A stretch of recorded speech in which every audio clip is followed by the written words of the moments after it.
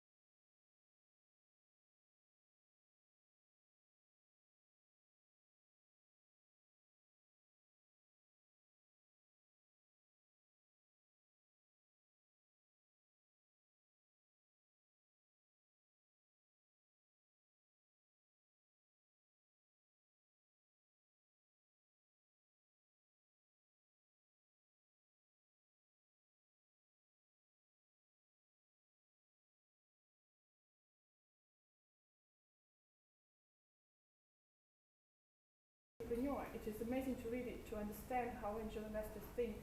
So what how do their brain function, because if you are trying to sell equity to an angel investor, you have to think about it as a sales campaign. So, and you have to know your customer, as in any business, right? So he's quite famous angel investor. He comes from a family of actually angel investors in US. So yeah, these guys, Venture Deals, book by Brad Tal, they are quite good for you if you are looking for raising venture capital, particularly. But they do have quite amazing advice for early stage entrepreneurs, how to negotiate with investors, for example, how to, what sort of types of investors out there, and how to talk to each type, stuff like that, which is quite useful too. And Fundraising Field Guide is a free book. You can find it online, and it's written by Carlos Espinal, who is the founder of Bootcamp. So it's quite useful too. So let's start then. I don't know about you, but we sometimes get a lot of people during events. They come to us and they say, I've got this great idea, but I want you to listen to it. And so the first thing what we say is that usually the idea was nothing. So great idea you can find on internet, there are websites actually where you can get ideas for free. What is really worth it is idea, a great idea, plus implementation, so execution. So I think this diagram is quite cool because it actually explains you a lot. So the awful idea can take even your, waste your time. But what we are looking for is a multiplication of a brilliant idea, which is worth like 20 pounds, much of execution, which is really, really worth it. So we are looking for really a great team that can make the idea happen. But what is actually makes you a great entrepreneur? What makes you a great team? What do you think an investor would be looking for in you, but in terms of skills and in terms of characters and in terms of, if you get a chance to talk to an investor for 5 minutes, elevator pitch, right? So what do you think they will be trying to see in you, and what will make them to invest in you? Volunteers, please. Experience, charisma. Charisma is a good one, that's right. Experience is also very important because they might be looking for a person who is doing a startup or a company in the field where they've done business before, or they worked in the industry before. Or it's even better if you are a serial entrepreneur. So that means that you actually had successful businesses before you sold them.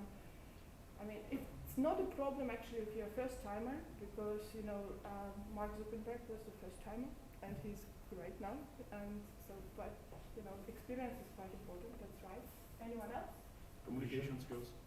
Communication skills, vision. And passion. And passion, yes. So communication skills is a good one, yes. But I think that sort of stuff is secondary because you can learn it on the way. I guess vision is really important because you need to prove to an investor that you are building something that's going to change the world. The vision for many years, how it's going to work. So anyone else?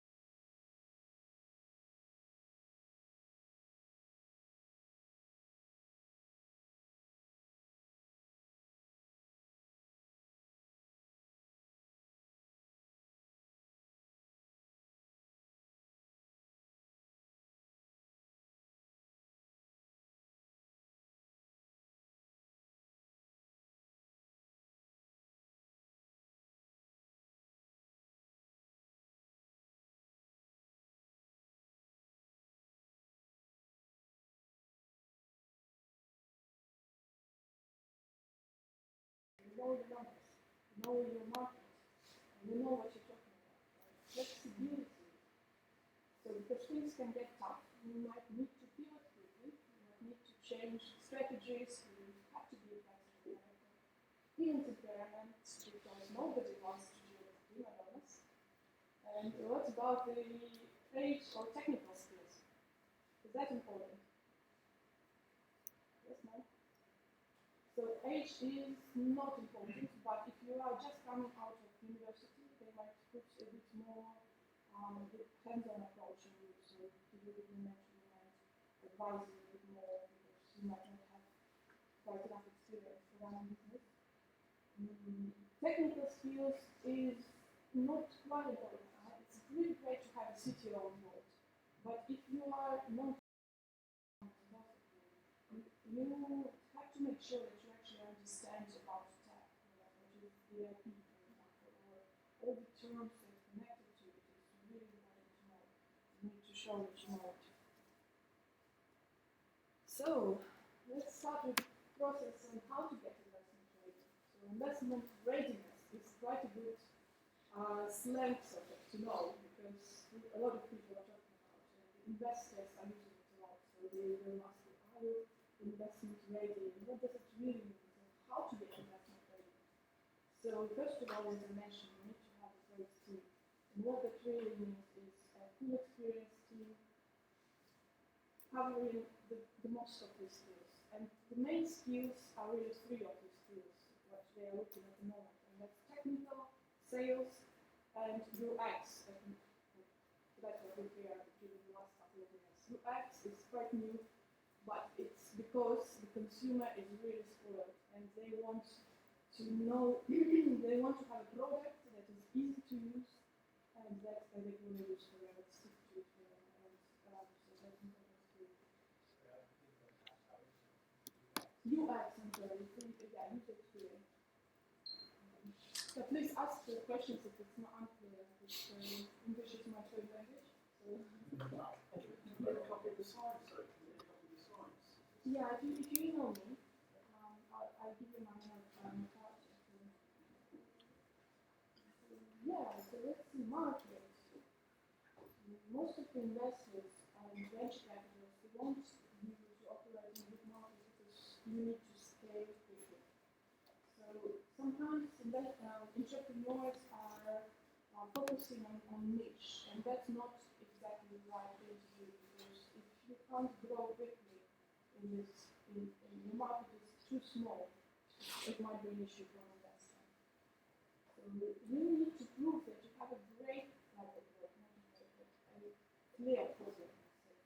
So you need to have you need to not say that the problem is you think it is a problem, but you need to have proven that all the people actually have this problem. And that might be quite an issue because we see startups that come and they try to say duplicate the propositions from different countries as an example. And that might not always work for the UK, for example. Right? So although this model is good to the US, you can't really say that market theory is working at the same time. So that's just a small example. So you need to prove that we made a research. We can prove that people are looking for a solution for this particular problem. And the proposition has to be really clear. So it has to be a proven proposition. So something that you tested in that. You might be using words about declaring it is economic effectiveness. So business model. How do you actually make money? There are different types of business models. I think there are in general 7, I think. And so you need to test it and in the presentation to investor prove that business model works. Roadmap. How are you going to execute and what you're going to use the money for? You need to have a clear vision of it in your head and to present it in the right way. Financials is really important, although you might not put projections in your pitch deck or in your presentation for 5 minutes, about portfolio that you pitch to investors, because they will for sure ask you financial questions, yeah, because that's the way that's what you're interested in. So you need to understand the cost. So we make sure that you understand all the terms, all the financial terms, all the questions. What is your valuation? All the valuation usually varies quite a lot, and it's it's a deep question mark what is the value of the startup. But yeah, you need to make sure you answer those questions correctly. And what's the investment back? So what presentations, what material that we need? So the good news is that most of the investors, they don't want you to look at a business plan. It's good to write it for yourself so you understand the business very well, and you can answer them any questions, from investors. But they're quite stored, so they're not going to read the business plan even. So what they will be interested in is mainly your pitch deck, and then later probably your spreadsheet. So good to have one-page teaser. It's just a teaser that people like ask, for example, when send to investors to introduce your business, to make sure they like you. Or two-page executive summary. It's similar to pitch deck, but has a bit more information in a short, but has more sexy information about your startup and what's the progress, why it's in the growth, all the information to grow it. And spreadsheets, important. Alright, so another thing I want to mention here is that to write a great pitch deck is quite important, and I'm sure you can find lots of workshops how to do that, but you can also just Google pitch decks of startups, and you will find great pitch decks of Airbnb and all the amazing unicorns of this world on Google. It's not really difficult, but just try to make it in the same way sort of for your proposition. Pitch practice. That's really, really important, and you can't stress it enough. It's not just that you're gonna pitch on stage all the time. You might meet an investor in startups, but you will have one shot of 2 minutes to pitch the presentation to them. So the more you practice, the better. And we also advise for you, if you have a chance, try and pitch on stage on any events. You can find all the amazing free events, pitching events, in Google Campus organized. We organize pitching events, but usually they are different, so we're going to talk about it. But yeah, so if you can apply for pitching events, and if you get to participate in one of them, it's really, really useful for you, because you will get questions from the audience that you will probably listen, and you can practice that, answer those questions, and you might actually find an investor in the audience, probably not, because investors don't really go to open events, but you might, and you might find partners, you might find people who will introduce you, so it's really useful thing to do. So yeah, practice dealing with objections. That's the one word I was looking for actually. So it's really great practice to go for if people start to question your proposition, let's say. Players. So players, what players are out there? So you might have heard of the term accelerator. I hope so. Accelerator is usually a program for a startup that runs in chunks, they run in cohorts. So it's a program usually for 6 months. Every accelerator is a bit different, but you will have to sort of participate in all the events they organize, all the workshops. Sometimes they provide you with a physical space, so there are quite a lot of accelerators. Some of them are quite niche, so there are accelerators just for fintech, like Level 39. There are different accelerators that there are for food tech and stuff like that. So if you are thinking to go for an accelerator, there are important questions you have to ask yourself. So what it is really? Is it an accelerator or incubator? Can they actually, what sort of value do they bring to your startup? Can they actually introduce you to investors? Can they give you knowledge? Or do you need this knowledge at all? You might just get knowledge from the book and not just spend all your time by sitting on the program for 6 months. Can they give you enough exposure? Some accelerators are so great, like Techstars. There are so many investors coming to the pitching day, demo days, and so it's great to be a part of it because then later everybody will know about you, you will get funded really quickly. But we always need to ask yourself, are they good value for yourself? So do your research, don't jump into an accelerator straight away, see who is behind it, what mentors do they have. Some accelerators, they take equity from you, which is also an issue for investors later. And so, think smart. Crowdfunding. So crowdfunding platforms. There are quite a lot of platforms these days, and crowdfunding is really when anyone can be an investor in your business. Usually, it's just normal people from the street, anyone, your neighbors, your mom, and that's why they're called crowd. So there are also professional funding platforms, which is different. They usually have real investors, particularly tech interested. But yeah, crowdfunding, you need to understand what type of crowdfunding is this. Are they equity-based or reward-based? And that really means that equity, they take equity for investors take equity for money, or they take a reward. That can be a Kickstarter, for example.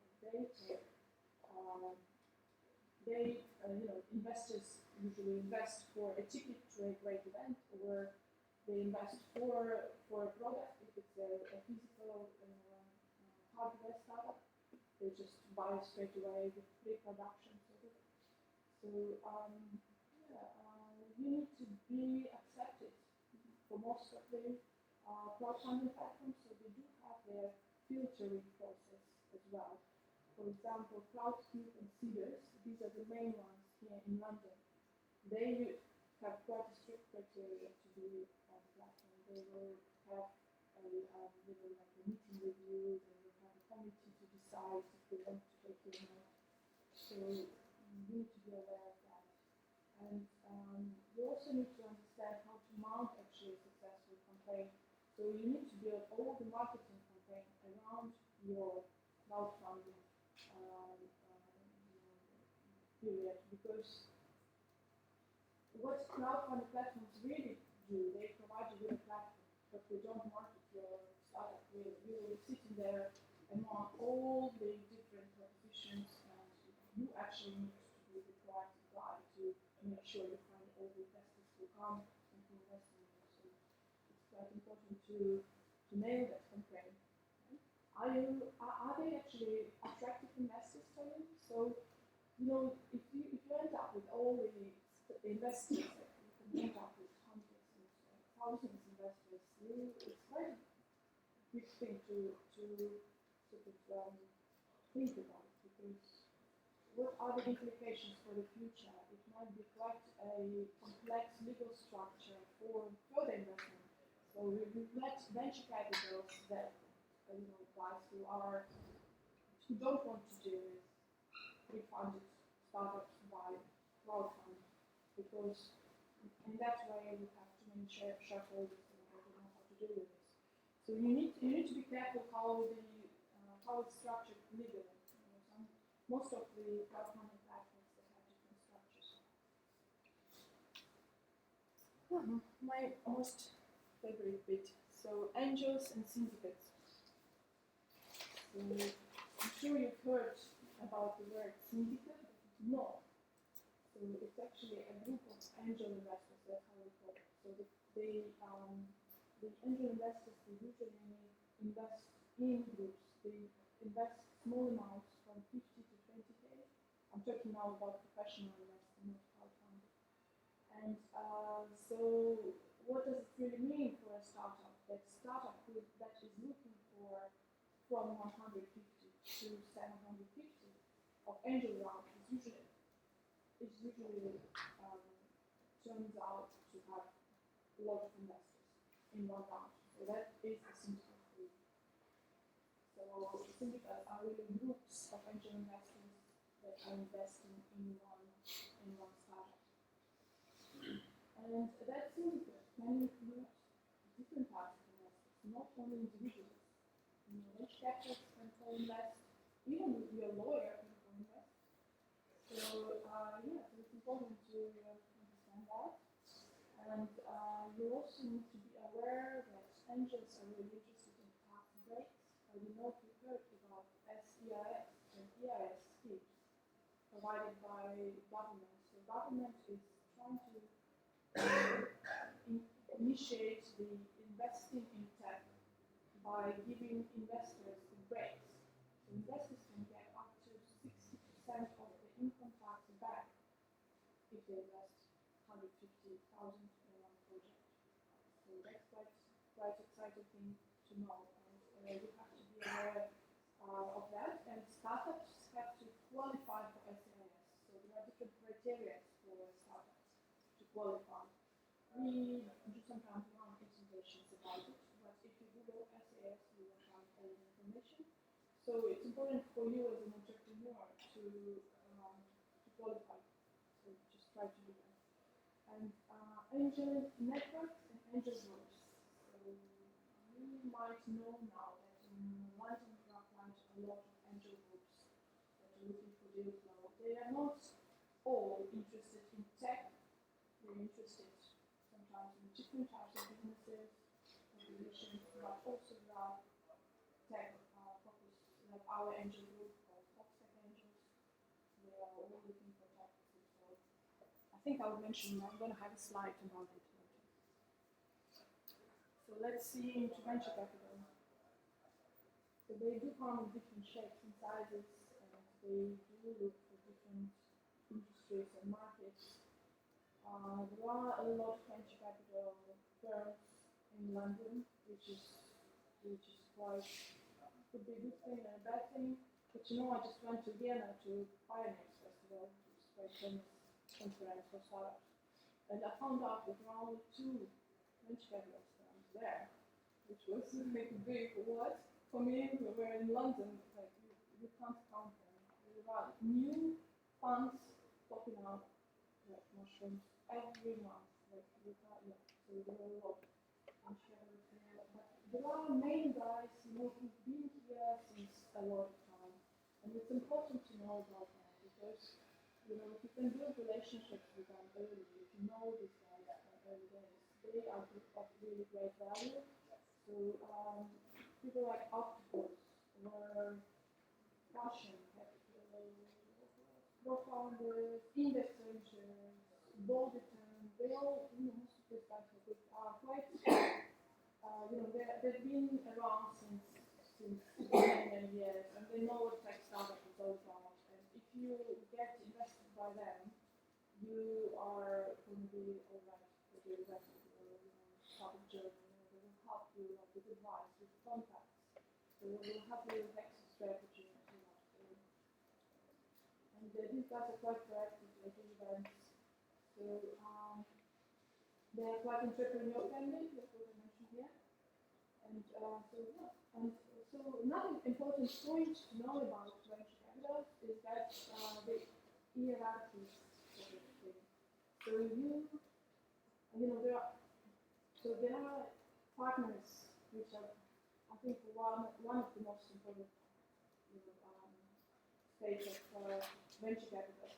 There are the principal directors or associates. So they're all structured differently, but you have to actually, if you like to talk to the main guys, I think it's the most important. Because if you're trying to go through the bottom line of analytics associates, it's a long process. So they do have their own filtering process, and it's better if you go straight to the partners. So there is another thing that is called entrepreneur in residence, which is quite interesting. So this are entrepreneurs, serial entrepreneurs who are out there in ecosystem. They hang out between other entrepreneurs and they're looking for deals like their venture capitals. So they can make introductions and they can say something good for you to VCs. So mentors and advisors is also an important part of ecosystem. We need to know about them. So a lot of discussions about this, like do you pay to mentors or advisors, for example? I can't really answer that. So you need to decide for yourself really. But the main thing for you again is to know if he's of a good value. Does he know what is the tech startup about? Does he actually know about your industry? Why would you choose him to be your advisor or mentor? But you know, if you can actually get a great advisor on the pitch deck, that's going to be a big plus for you, for an angel investor. If an angel investor knows this guy, if he knows this is a successful entrepreneur who is mentoring you, and so he puts his name behind your startup. For them, it's a psychological thing that you know, he trusts you, so it's something in this. So that's good thing to have. And be aware of investors. I mean, there are a lot of people out there who will charge you and will actually give you the value. So most of the best advice for you, I think, is really to decide, so if you find someone who you think is really useful for you, try to make a contract with them. Write it down with him together and make him sign what he's going to bring within 1 year. And, try to make like a vesting agreement. I'm sure you know what vesting is. Vesting is you receive equity or money only if the value is done. Only if they're there for you for a certain period of time, only if they did different tasks for you, and so lawyers and accountants. You might not know, but lawyers are quite important bit because if they are from the industry and they've got a lot of experience in startups, they can negotiate for you and they can give you a lot of advice for proper legal structure. So it's quite complicated to build a startup in a way that you later have all the equity in place, and you don't have too many shareholders. So it's really, really tough. So later on, we're going to have legal workshop about issues and traps. So if you have time, I suggest you stay because Russell Cook is one of the biggest firms here that advise one of the greatest startups in London. Wilmot is a partner who's going to run this workshop and he's going to mention all the traps that is usually startups fall into. And there are such things as toxic rounds, because you have to know about them because if you early on you give too much equity, you might get a trap later. And the little tip for you, if most of the lawyers they are not experienced in tech, they might charge you per hour, which is very expensive for a startup and you don't have cash. And so you need to negotiate with them and try to put a cap. So for example, the Russell Cook guys, they give a lot of stuff for free. They only charge if they need to do like really complicated stuff. So they give you advice for free. Just to let you know about this. What's this? Okay, this is but it's actually circular. So I see not only me, it's actually taken from Paolo's book, and I think it's really, really accurate. The process for fundraising is a circle. It's a non-ending story. Always goes on and on and on. And it starts with identifying the right investors for you, then try and negotiate with them and pitch to them. So basically, you prepare your materials first and control the traction, as I mentioned before, on the pitch decks. Get an introduction or try to meet those guys. And after the first meeting, you will be able then to analyze and see what you've done wrong and what you've done right for your campaign for investors. And later you will refine your pitch deck and your materials in a way that works better for investors. Okay? And you go again. So you try to identify any new investors and you try to approach them, present them, define your materials. And so hopefully, after a couple of meetings, you will have a perfect pitch deck and you will be selling your startup equity very quickly. So let's see how does it really work. So first of all, you need to decide actually how much to raise. So that question you have, and you need to know and raise not too much and not too little, just enough to get to the next milestone. So milestones can be different as well. It's different for every startup. Milestones can be to hire a right person for your startup, like a salesperson or a right person from the industry, a specialist that you are training that you have in the team. It can be achieving certain traction in terms of numbers or revenues. It can be different things. So I've put the numbers here, but they are provisional. So don't see it as a rule, right? For each startup is different. So for example, we're saying here that so to prove the product market fit, you don't really need much. It's good if you can build a tag, but you don't want to build a tag if you haven't proven that it works and that actually people need it, because it's a lot of money to spend on, that is really takes time. So you can prove it in different ways. And that's a different workshop again. So MVP is a minimum viable product. So to build a minimum viable product is you can go up to 50K. It's not actually like a lot of money. But proven product market fit can be quite, that's usually what people are looking on for. So when they prove the problem exists, that we found a solution, but you need really to market it now and get the numbers and start making revenues. And that's product market fit, what we call it. And scaling, it's already sort of the top to venture capital. Scaling, you can scale with just the money of angel investors, that's great. But usually startups are quite heavy on investing. So before you scale, you need a lot of injections. And again, remember the impact of factors and how they behave. So if you're looking, like most of the startups will say the first seed round is 150, because that's the number of SES tax break. So that's quite exciting for investors. So where do you actually find the investors?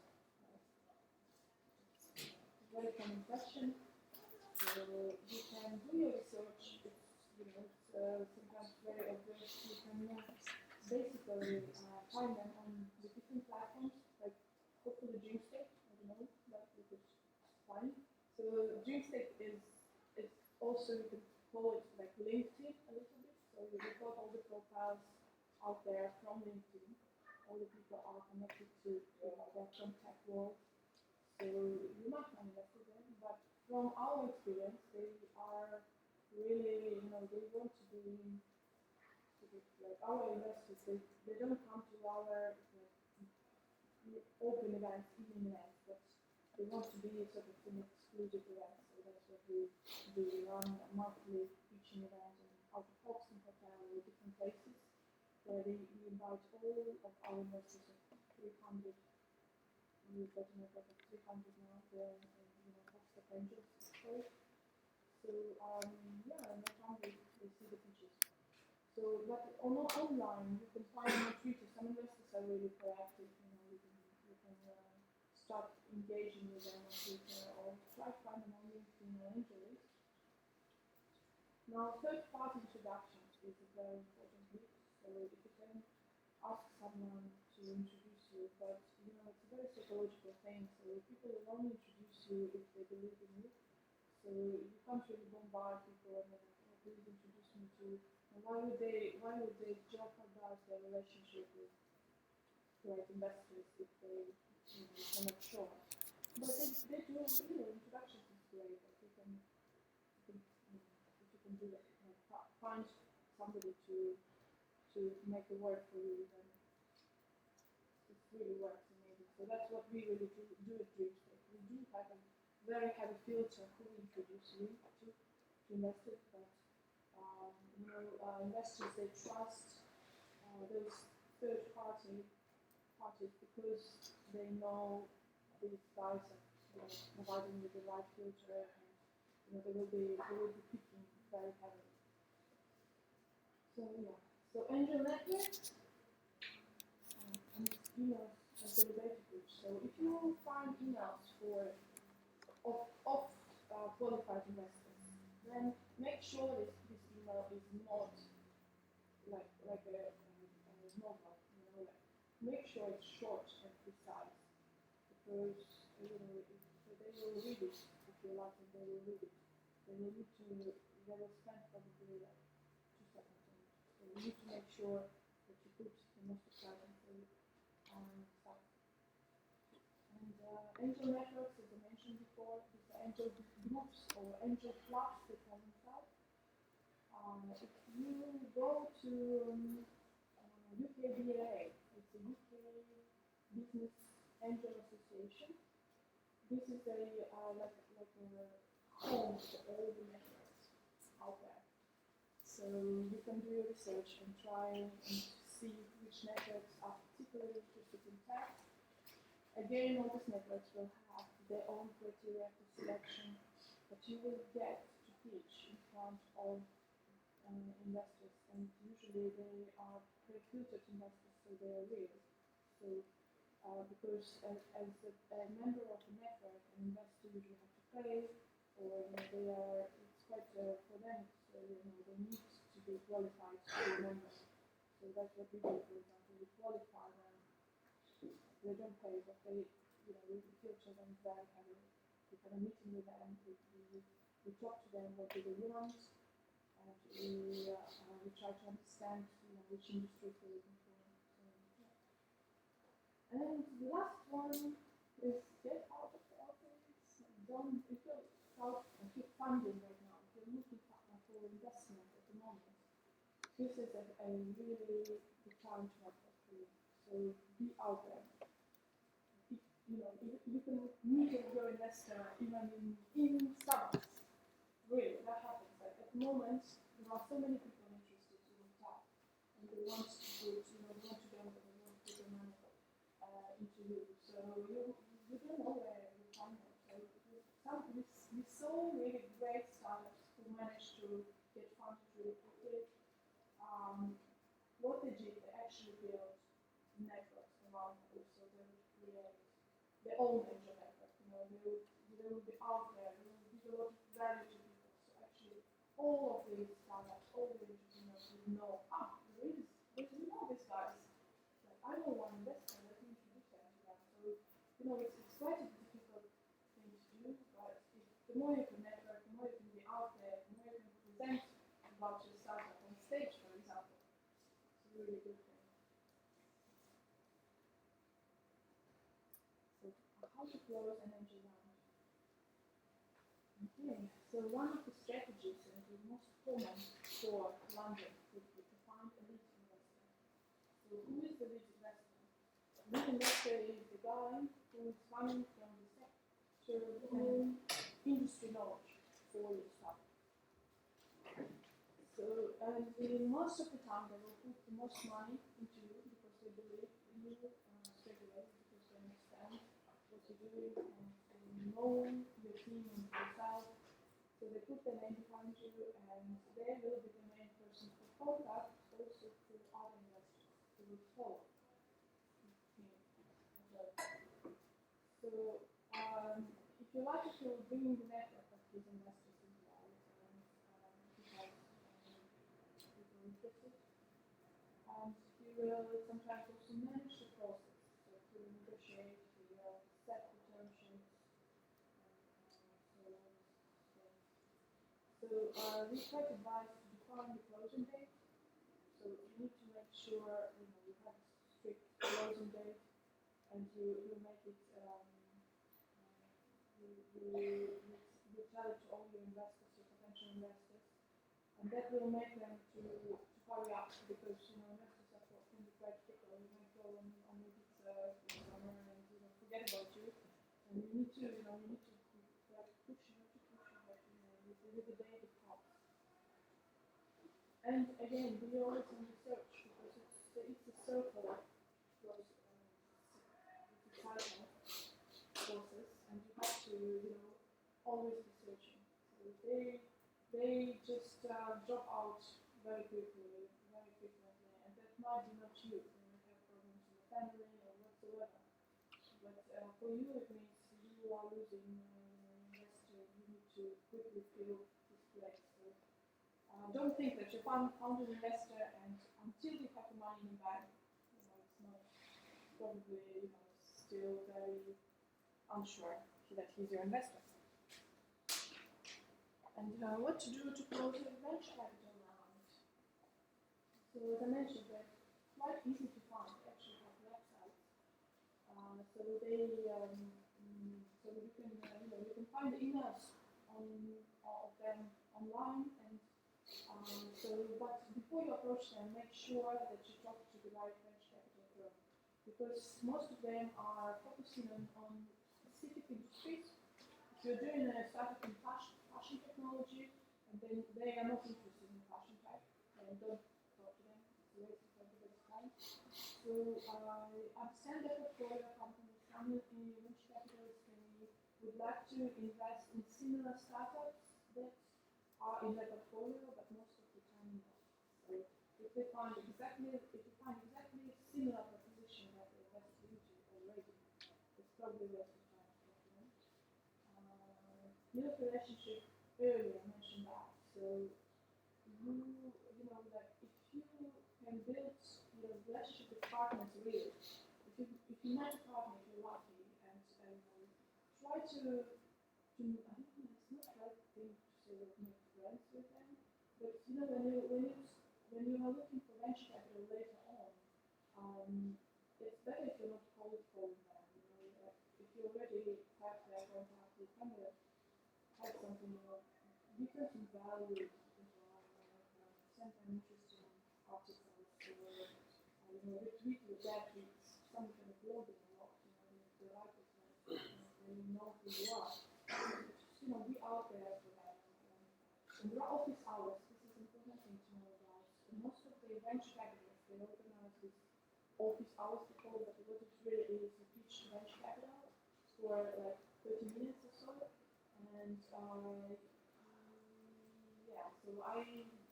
so basically what happens right now, venture capitalists usually don't invest in early stage startups like yourself. They might co-invest, but that happens seldom. So, but they want to know about you, so for later, right? So that's why we need to build a relationship. So in the office hours, for them, it's a great way to know you better. And if they will follow up your progress and they see that you're doing well, they will invest and they tell you, which is great. So we've done office hours with most of the startups, just invite investors to startups because, as I mentioned, they're looking for great deal flow, and if they can engage with great entrepreneurs early on, for them, this is important. And read between the lines, so the guys might say, you are too early for us, you are looking for too small amount, but what they really mean is you don't have enough traction, so you didn't prove your product market fit. So the great advice really for you is to, when you talk to a venture capital partner or the real guy who's decision maker there, you ask them don't try to make them invest in you right now, but ask them really, what do you need to do in order that they invest in you later? So the question is really, what do they want to see on your pitch deck for your later stage? So that's what they like. They will give you a lot of advice. They will say, look, you want to do this and that. You might take this advice on board, go your way, but it's useful. You know, some of the guys that we know, they know exactly what tech startups are doing. So, it's useful to talk to them. The ones who know exactly, you know, like I mentioned, the new venture capital, but there are established ones. Okay, and yeah, so prepare for the meeting well. This is obvious because you might have only one chance. So, don't be too pushy. Don't try to sell them too hard. They see straight away if you're ready or not, if you have enough traction. Venture capitalists think differently from angels. So venture capitalists, they are looking for numbers because they invest other people's money. An angel investor might just fall in love with you as a founder. Just make, you know, they might like you because they know you will make this happen. They see you've got enough experience, you are a great hustler, and so on and so on. But venture capital, they are really interested in traction. So it's important to know how the different parties think about you. Let's see. Okay, that's it. Alright, this is us, Dreamstake.net. You really don't lose anything by signing up with us. You can sign up as an individual with your LinkedIn profile, and then later you can, if you're doing a startup, you can create a startup profile that will generate an automated rating for your startup, which will show us how investment ready you are and how mature your startup is. The rating is really based on different criteria, mainly for skills of your team members. So if you can, invite all your team members to your startup, upon different skills, it will be higher, the rating will be higher or lower. So different factors involved in that rating, but it all helpful. It's a guidance for you really what to do next with your startup, how to do investment. So yeah, Paul, Do we have time for questions? Yes. What's the next? Well, I don't know, yeah, so your presentation now. Except mine, I can shorten mine a little bit. So I think because funding is so important, we normally have questions. So anybody want to ask anything? Yeah, what's your take on letters of intent from potential clients you're doing with? There are two directly conflicting views on either of the particular views. I mean, they can't be altogether bad. They're probably better than nothing. But I guess it's a question of how credible they really are. I guess if it's a letter of intent from somebody that nobody's ever heard of, and you've got your mate to write or something like that, they're not going to have much value. But I mean, I'm just going back to my old corporate days when we didn't really think a letter of intent meant anything at all. So you may suffer from that unless it's kind of a super letter of intent from somebody highly credible, and These are industry pieces. it just depends, I think, on the credibility of the letter of intent. I think there was a famous Dragon's Den one once where the guy had a letter of intent, and it all fell down because it never happened, sort of thing. Yeah, so we had cases where they actually signed the term sheet and so on, but we didn't invest last minute because of different situations.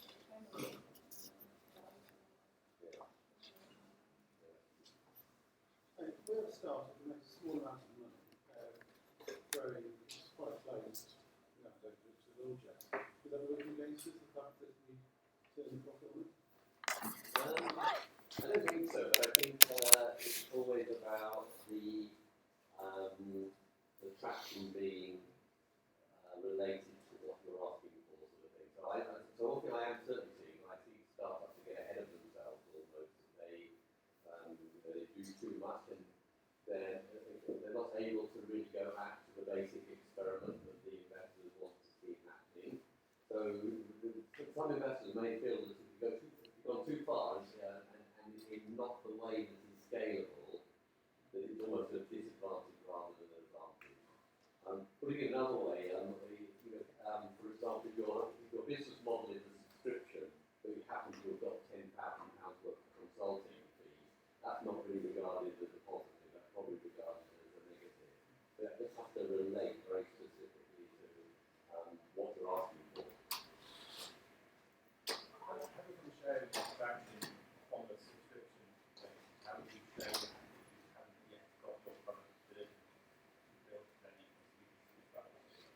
then you're probably not investing. That's the problem. So what you're having to do really is you're having to set up, again, people say experiment, but I think it really is. It's not really a business at all. So you try to set up an experiment, test the business on. So say you want to deliver wine for £30 a month. Basically you're setting up the experiment to prove that people will pay £30 a month. So it can be a very small subset. So it can be people in Oxford or something like that. And the key is to find enough money to be able to build the MVP. That's the model right now. But then there you might have one single investment in the or something like that. The landing pages could be good. If you get people interested in put the email out there, that can be good traction. Or partnership with result to research chat. For example, for £30 for a month, which is one, you could partner with some event company and try to make sure people actually look at it and subscribe to it, and it's not ready for the rest of the content. It's different kinds of different. I'm willing to write that in landing. The landing page is really interesting. I think what we've done is during the world tech startup, this is the tech startup, really push. It's not really true. I mean, you build a landing page, which is a wide description landing page, and you can run around like that, while it's from logistics, it doesn't matter. As long as you're proving that people will come into your site and will pay £30 a month, nobody cares down about what you do with that. This is something, for example, with Dream. Anyway, so they what have a group to their app. It's really the proposition that you can deliver anything for money. It needs asking and stuff as well as not, because they will be able to do within a half an hour. And how to prove it, if you remember, that we didn't have an app for that, but we sort of go clients and hire and use. Putting it that way, it's far less to build technology and then find out that people are going to come. And I think that's really what most people do. So, kind of obsess on the problem solution fit, check with other people who are buying it or your ideas, and then do that using the minimum possible. What's the message now? It's like with ladies.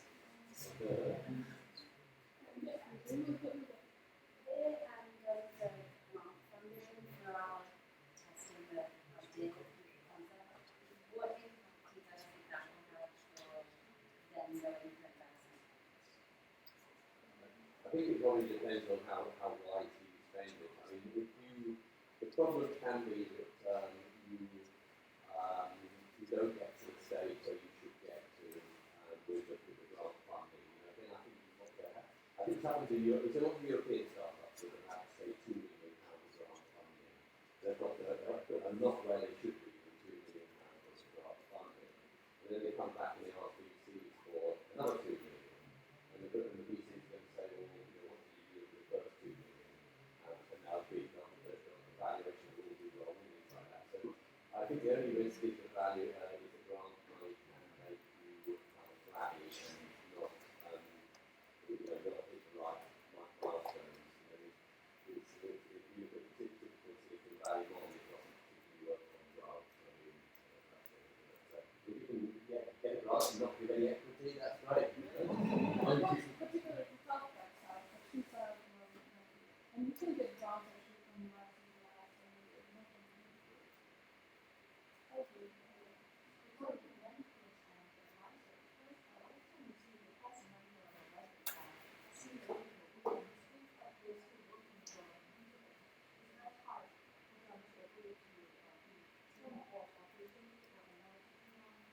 it's hard to be passionate and to be on the board, so maybe you need to think a little more about this. So I don't know, sometimes the different entities, the board,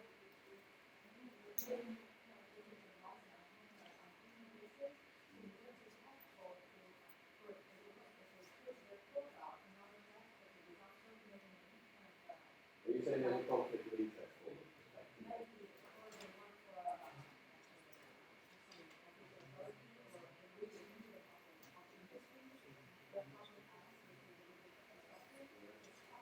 Yeah, they're kind of like in their own business. Yeah, I think I think you could probably get the credibility like on the deck. I think you describe it in enough detail kind of what where they come from. You would have some probably want to. They're going to be kind of intrigued in the first meeting. That may be the only sort of. I can see how it's a problem. That it might not be too great to destroy their own business.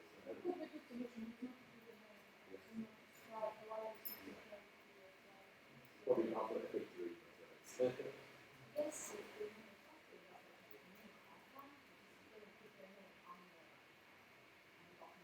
Yeah, I think that's credible, and then you say, well, they'll put your hand kind of chat with you or something like that. Anything like that is good. One of the points was to further identify the lead investor and then try to get other investors involved. Do you find that the lead investors get more build another investors as well as that? I think that's the definition of a lead investor. I think if they're not happy to do that, they're not a lead investor, they might just be a biggest investor, which is a different thing. So I think when Marina talks about lead investor, talks about really somebody who understands the business and is prepared to evangelize about it and bringing some of their friends. So yeah, they're being like possessive and doing that, and there's something else going on there. And from our experience, I think we have to be careful with that. More of the policy.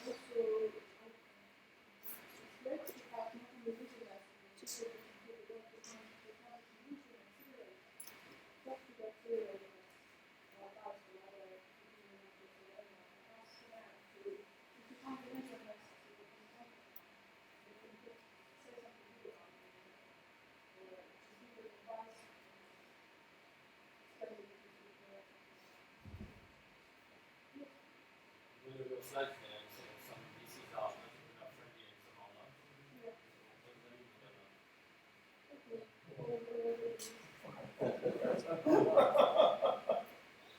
I think all VCs are inherently founder friendly in the sense that it's not in their they want the founders to succeed. There needs to be alignment.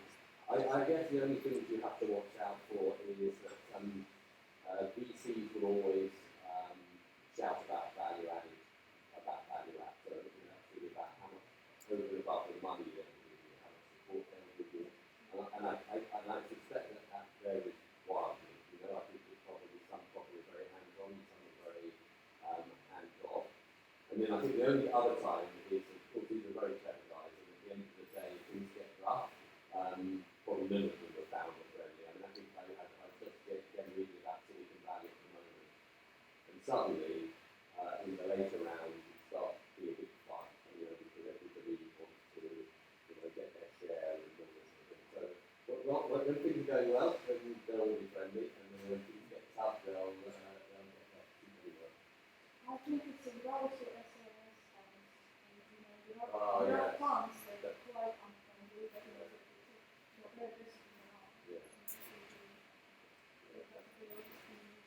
That's absolutely true. I mean, I'm looking for it, can be referred to as venture capital, but the SEIS funds, as Marina says, they can be very they can effectively do this with one hand and take it with the other hand. And really what they're trying to do is create a tax rate for their limited partners, and to be able to get around that and successfully start. There's still schemes where you still making it difficult to film is a success or not, because the money's already been sunk in. Those have to watch out for. And when you're watching out, what are the It often looks at it, and one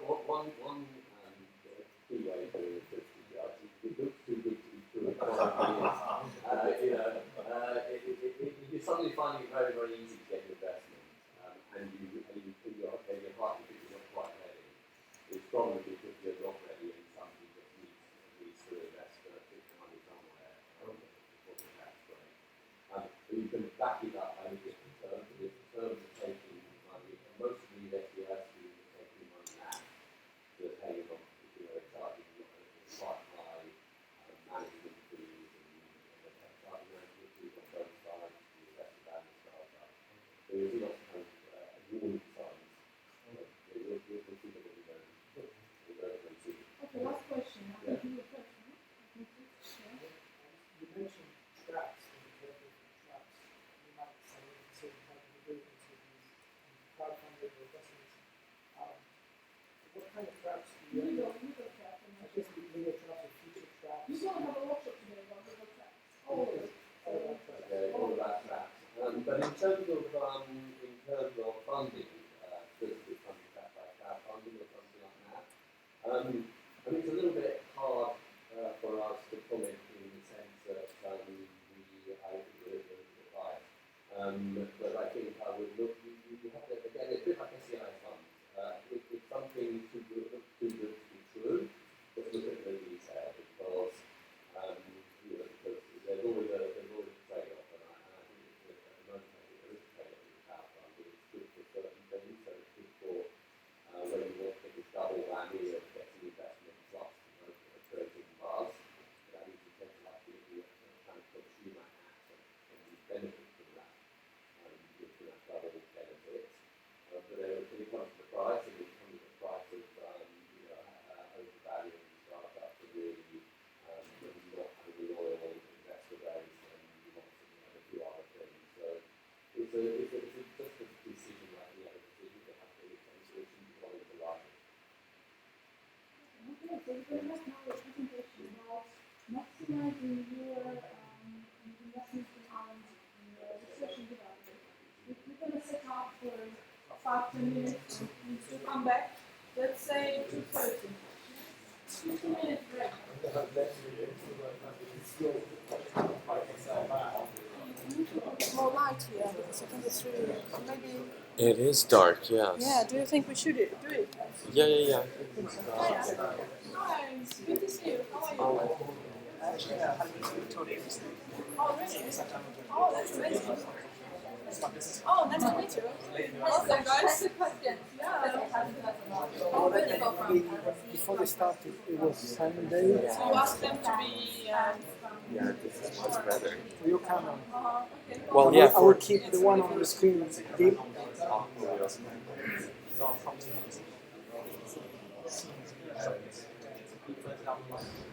Anyways, I wanted to show you.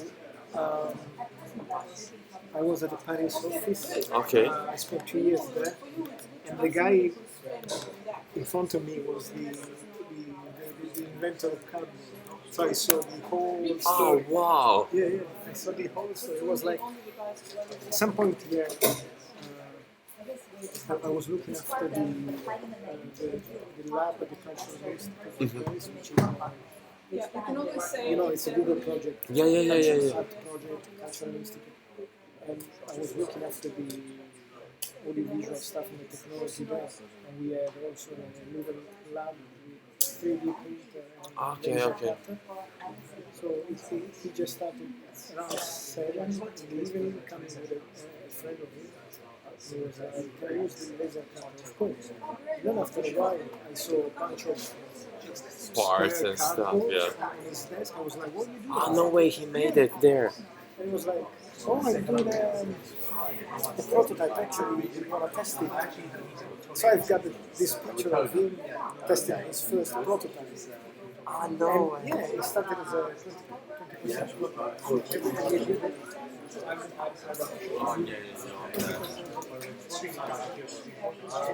They build their stuff.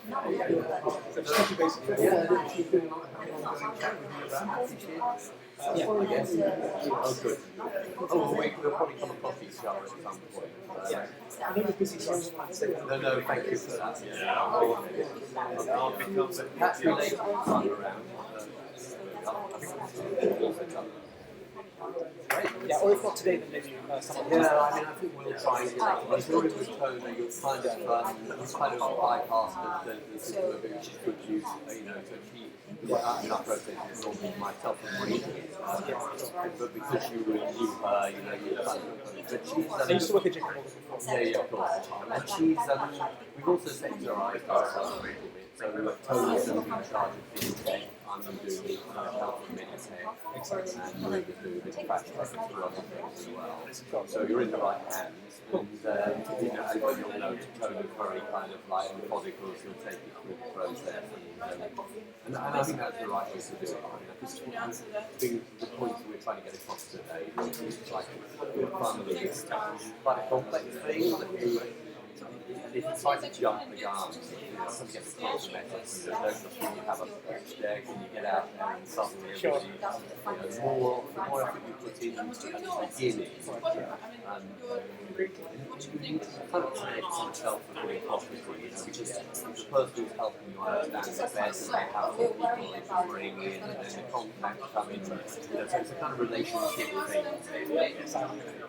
It's all the other virtuous additions that we had to the portfolio. It is, I mean, it's just, you know, it's a bit of a sales process as well. It's about a bit of an easy process as well, you know, making the best of the good things and, you know, playing down the things that are not so good sort of thing. So,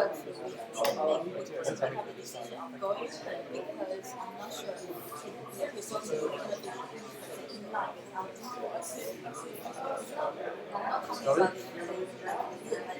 Yeah, sure. So I started to see them for 2 years. Actually, being like a campaign manager, my students coming down to work. We're going to go through the application. And I'm a bit hesitant to decide because it's a lot of words that are unfamiliar territory for me. I haven't done that before. She's mentioning tracks. Now, is Sears, in your opinion, are they the type of company that would set traps? Would you think, or are they pretty clean-cut business? I would say their fees are high. I would say they're clean, they're as clean a cut as you get with crowd. So I would, I'm not a legal expert, but I would say your due diligence is probably not so much to do with fees, but to do with crowdfunding. In other words, you know, so as far as equity crowdfunding, fees is the one that, I mean, there are only two main content, so I can't see why you'd go to anybody other than Crowdcubing the other. being the other one. And then, what I can only imagine that both, I think they've equalised over time in terms of terms because of the fact that they, you know, they're competing against each other. So I think that's what I'm saying there is they're both one of, you know, so much. So then I think, so that then leads you to really, the due diligence really to understand whether you want to think about funding is the right approach. And then I think the final thing is you might be able to negotiate, but although they look like a platform and they look like their standard terms, I don't know that actually they negotiate. So it's a decision for me to think about it. I could get angel investors. And then the next question is accelerator. What accelerators and VCs and investors? Well, the accelerator is more actually, there are no accelerators that really get the VC level, so they're all really kind of alternative to, or they might even be the other way. They might help people looking at things that angel. For the things that the acceleration probably works on something like between 20 and 12 weeks and also support. And that's coming out of the back end of are ready for some form of So they're very, very early stage. they can be very early or slightly less early, but you do find more mature startups. With them, I think it's really about how valuable the runway of 12 weeks, how much you can achieve in that 12 weeks. You know, so for example, if you don't have an MVP and you want to have an MVP, 12 versus 20K probably gets you there. If you've already got an MVP and you've got some traction, then probably you're maybe too late. But it does depend on each accelerator. And then finally, it's the valuation. How much they're going to ask. If they're going to ask for 7.5%. Can be okay, depending on the circumstances, or it may not be. It just depends on. But again, I think certainly with accelerators, because they've popped up so rapidly and there's so many, you just have to each one in its own merit.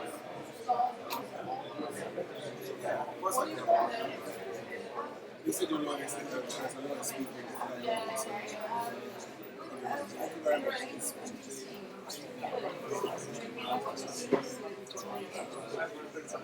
They want to see that you tested a business model. It doesn't say how to make profits. They probably will want to see that somebody is paying for what they're offering at the price that you set.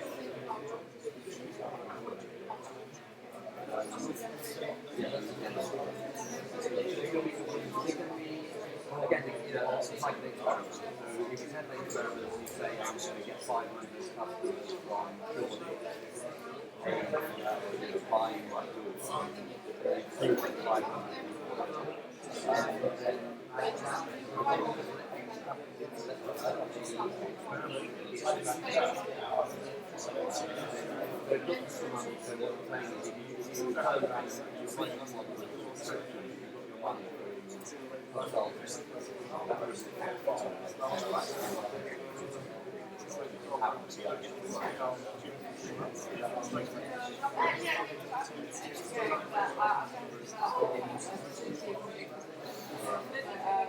Games are a bit more, I mean, I'm not a great expert on games, and they are a bit different, I think, and I'm not even quite sure how you really, I mean, you do have a lot of tech tension I think you probably just need to speak to the specialist game. I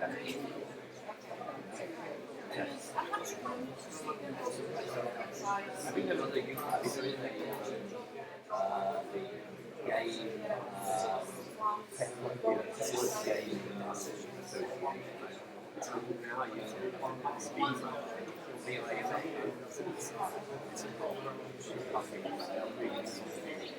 Now you there is an industry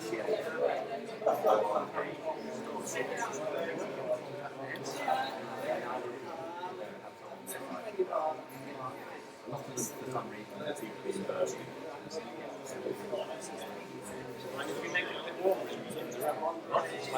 yeah, if you can work out how to. I think it's not. Marina.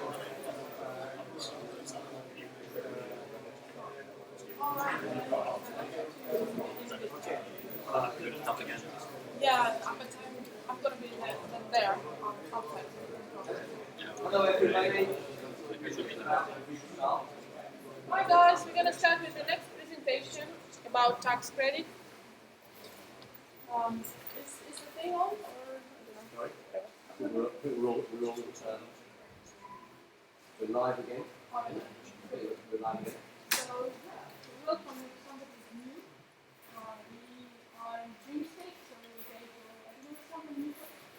Anybody new here for this session? Somebody turn up and please go to our previous session. No, I think we're all, yes.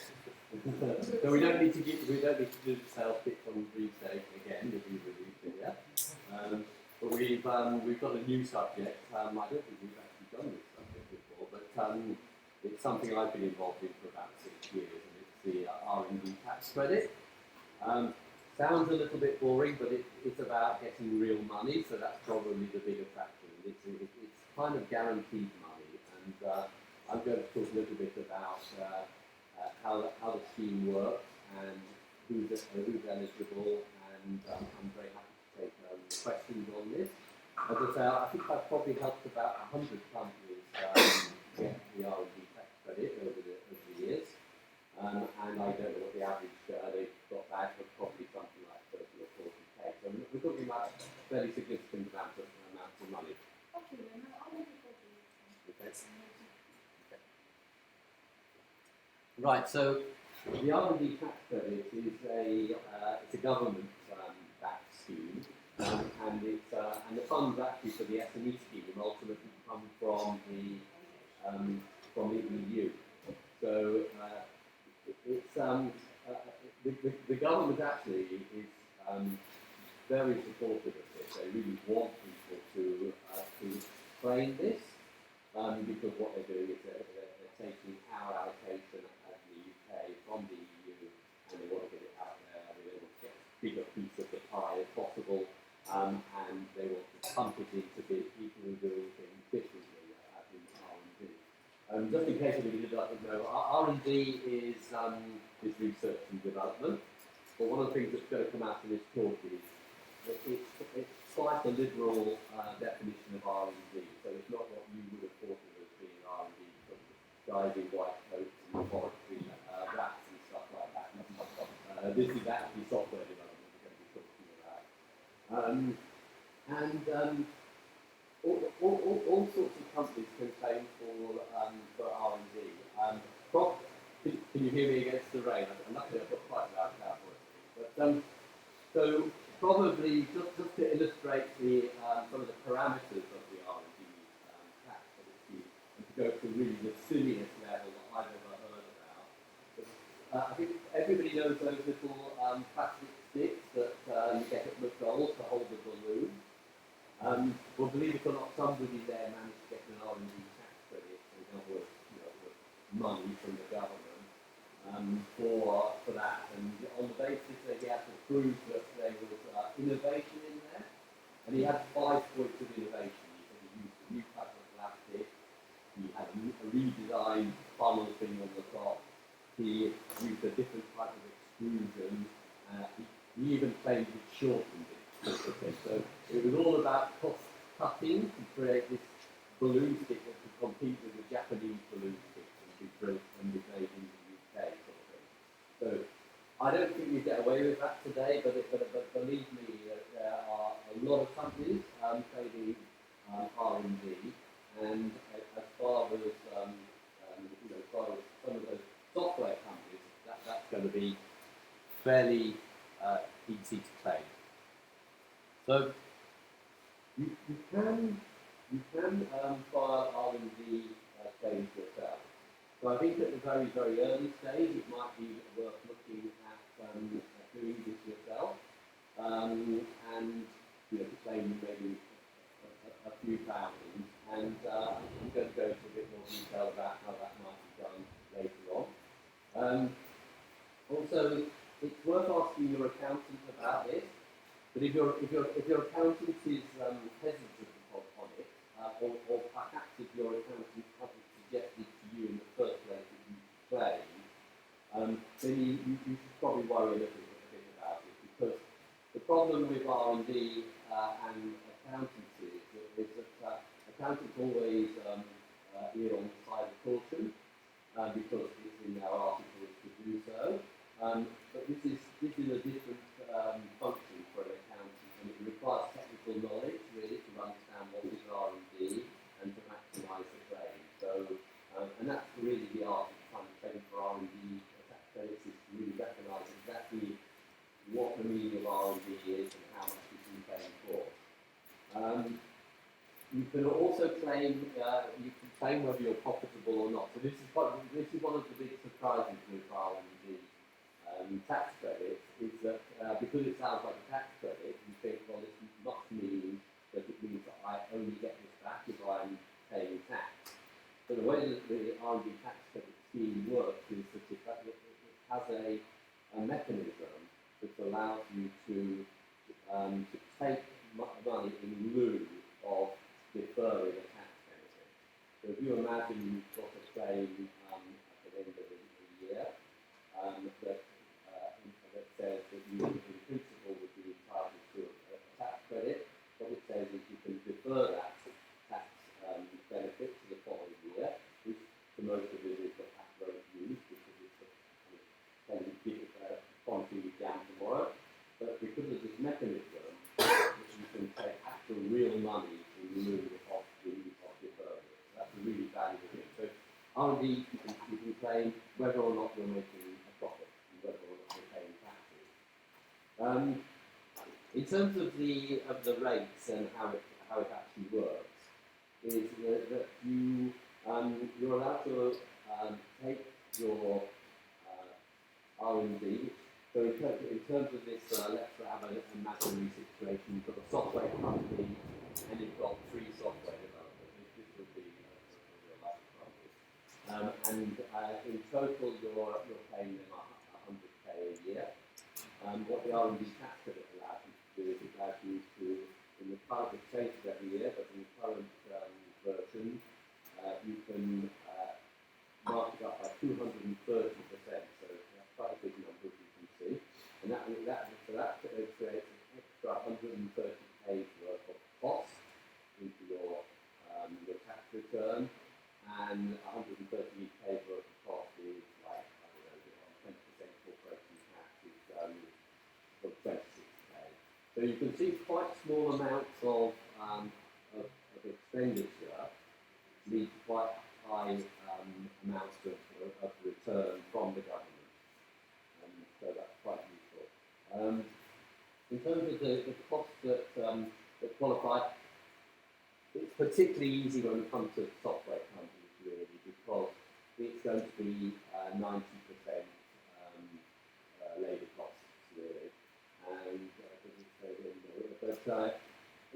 so that can be either direct people who you employ in your company, so those are the developers that you pay an annual salary to, or however you choose to pay them.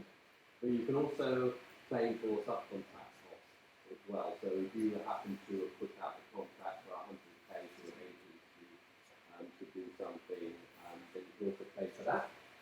And there's a set rule with how you deal with that amount. You take the invoices from the subcontractors, and I think at the moment there's don't quote me on it, I think it's 65%. So you can take that 65% into that same equation as I said earlier.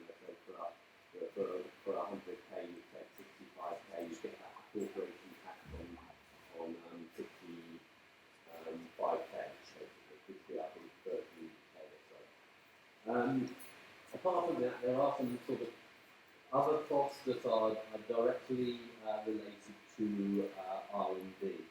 And I think one of the things I would say, assuming you're planning a startup now or you're some way into it, is as far as R&D is concerned, think quite holistically about it. Everything you're doing could be arguably R&D, and that means that there are some people costs in there that you might not naturally think of the R&D costs. So, for example, the founder, CEO might not be a technical person at all, but it would be reasonable, for example, to put in 50% of the fact that of a business founder, if, for example, he was doing a lot of market research into the product and attending exhibitions and things like that. So, in preparing a claim, think of it like a shopping list almost, where you've got the founder at the top, you've maybe got somebody else, you've got developers, you've got UX, etc. And then against each one, you put their total cost, and then you attribute probably the best way to do it is to attribute a percentage against each. So, and think all the time about HMRC, because we put it through the tax system, we will get evaluated. So that, like a red flag might be put 100% of CEO's time in there. It's suspected to damp it down to 90% or something like that, because HMRC will say, well, this is supposed to be the guys running the company, obviously not clearly doing 100% R&D. So in general, actually, it's best to just to slightly damp it down, because nobody's putting all of their time into that. But anyway, you end up with that big shopping list with some subcontractors. There are some consumables, I think they call them, related to R&D.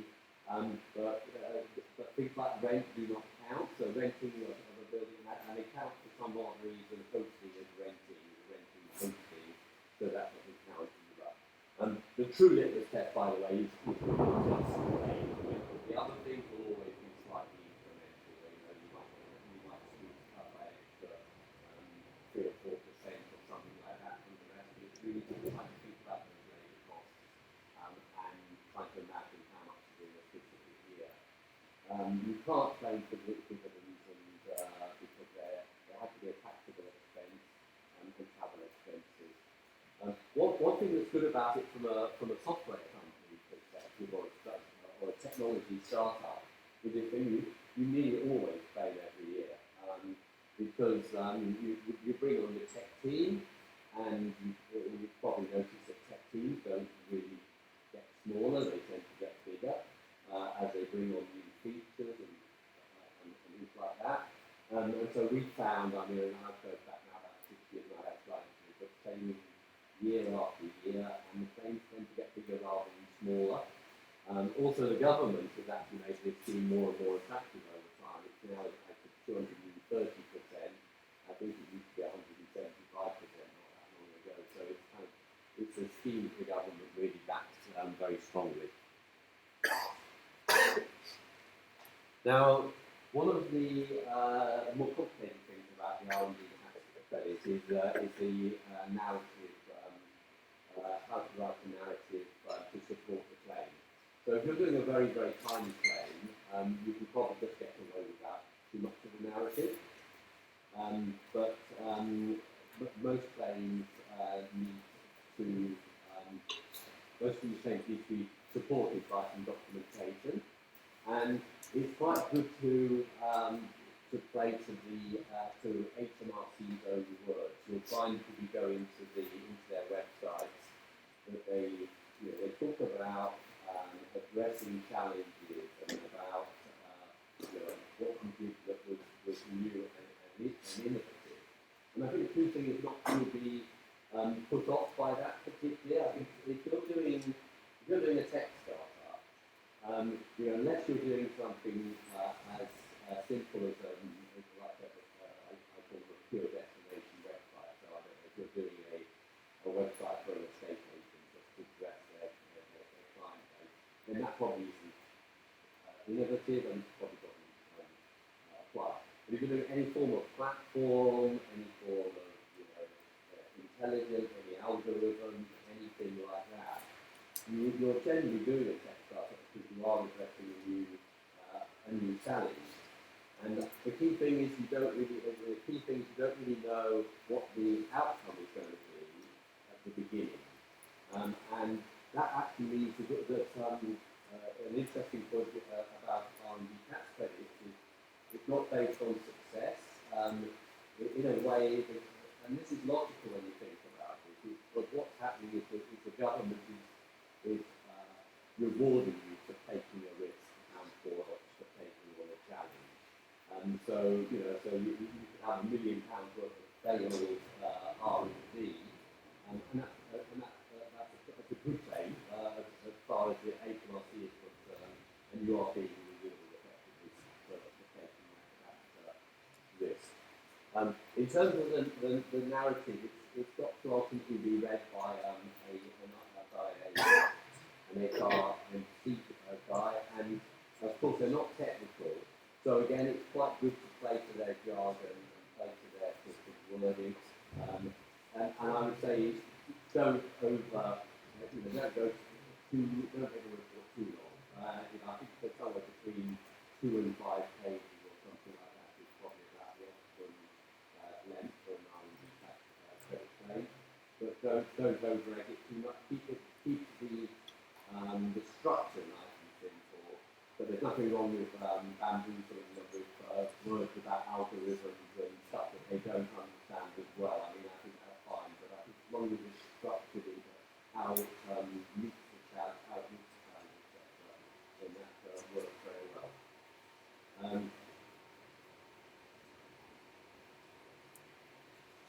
So, could I use the specialist for last page? Well, we're specialists, so I'm going to say yes, but again, it's all about optimization. And what there are other specialists other than ourselves, and what most of us do is we pursue the claims right the way through, from beginning to end, and we handle objections, and you'll find actually most people who are specialists in this area are doing this on a no-win, no-fee basis. I think that in itself is quite an interesting point, because nobody does anything on a no-win, no-fee basis unless they believe they're going to win, because it's a very inefficient business model. So the good thing about specialists, they recognise claims straight away. Well, I say straight away, they get very good at recognising claims. They know the claims are going to win, and they pursue them for you, and they also will go through the process of meeting objectives. So what quite often happens is that very often HMRC test the first claim a little bit. They kind of give a bit of a prod. We're lucky it's Don't mention HMRCs. every time we mention HMRC.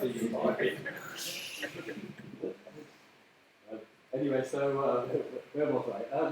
So the process it tends to go through is you put in the claim with the narrative and the calculation, and basically it's very often done retrospectively. So you look back on the last full financial year. You can actually claim for 2 years retrospectively. So if you haven't done it before and you're entitled, you get a nice little bonus of having 2 years of R&D tax credit retrospectively.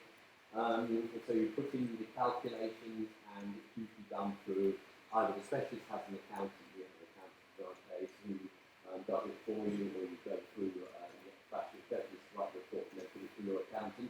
But what they're effectively doing is they're adjusting the form that's called the CT600. It's probably a bit too much detail for most people, but it's basically just adjusting your tax form and corporation tax, and it's basically enabling this refund. Well, they tend to prod it a little bit, but the people in HMRC are not technical specialists, so they're really kind of just testing your mettle a little bit, and it's the key thing is really to at least fight the corner quite hard, particularly if you believe that you have a valid claim, because they often are just testing the water. And I think the thing probably that scares a lot of people off is that you get these kind of audits, and the reassuring thing is that the audits that they're doing on R&D tax credits are standalone, so they don't come and sort of wrap the tape around your filing cabinets and all of this kind of stuff and close your business down. They literally are coming in to just look at this one claim, and it's quite funny really, because they're giving away government, they're giving away EU money in terms of the R&D tax credit. The inspectors were sent to a kind of chance school to teach them how to say yes, because if you can imagine, it would have been no use to talk to the government if the inspectors had been like normal tax inspectors and said no to everything. So they sent them really on a chance school to learn how to say yes and learn how to allocate the money. Because if you think about it, it's not the natural thing for HMRC to do. And so I've been on a few of these meetings, and it is really quite amazing, because you get the taxman first start using his first name, which is almost unknown, and he introduce himself and say, I'm here to look at your claim. And in the particular case I remember, he said even just coming through the door, he was definitely going to get your claim. I'm just here to kind of look at some of the small details. So he really put everybody to reassure them sort of thing. And I think in that case, it was like nearly 100% of the claim went through. So they're really there to make sure that this money is distributed fairly, and just to make sure that people are not completely ripping off the system and doing things that are, that are not justifiable. So they say, as long as it's real, as long as it's got real people doing real work, and then it's a very high degree of probability here that you're going to get it through. There used to be a thing called the PAYE, National Insurance Cap, but I think in the last year they took those out. So there used to be a rule that if you had subcontractors, you couldn't claim beyond the level of the tax paid in total by the company. But I think they've now taken that stipulation out. So that means that's opened the door to doing slightly smaller planes, and therefore it's worth say with what 5K or something like that on a small plane. And in many cases we see customers getting hundreds of K that. And of course it only gets better when you've got the team of 40 developers or something like that. I mean the planes are huge. I mean they're tens of millions.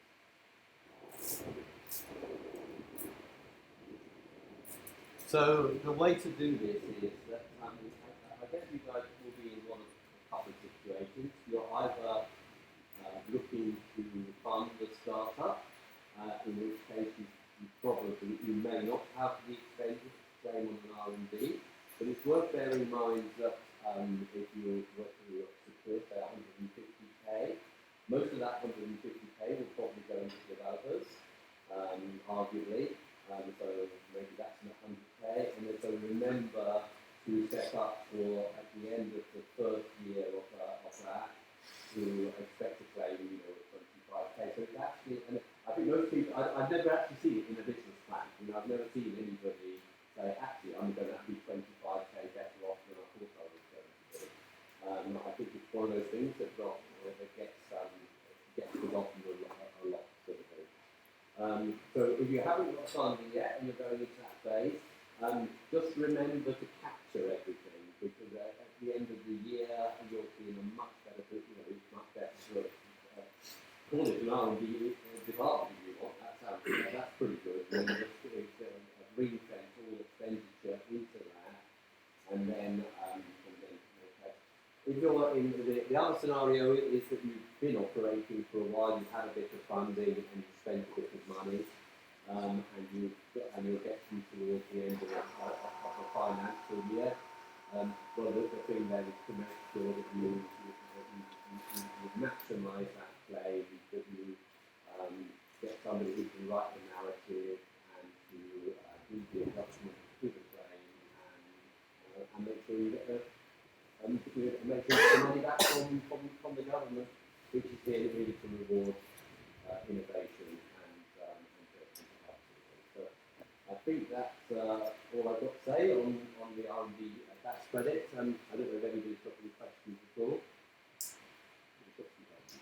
Yeah, I guess the obvious one is if written using is this going to be prepared? Yes, so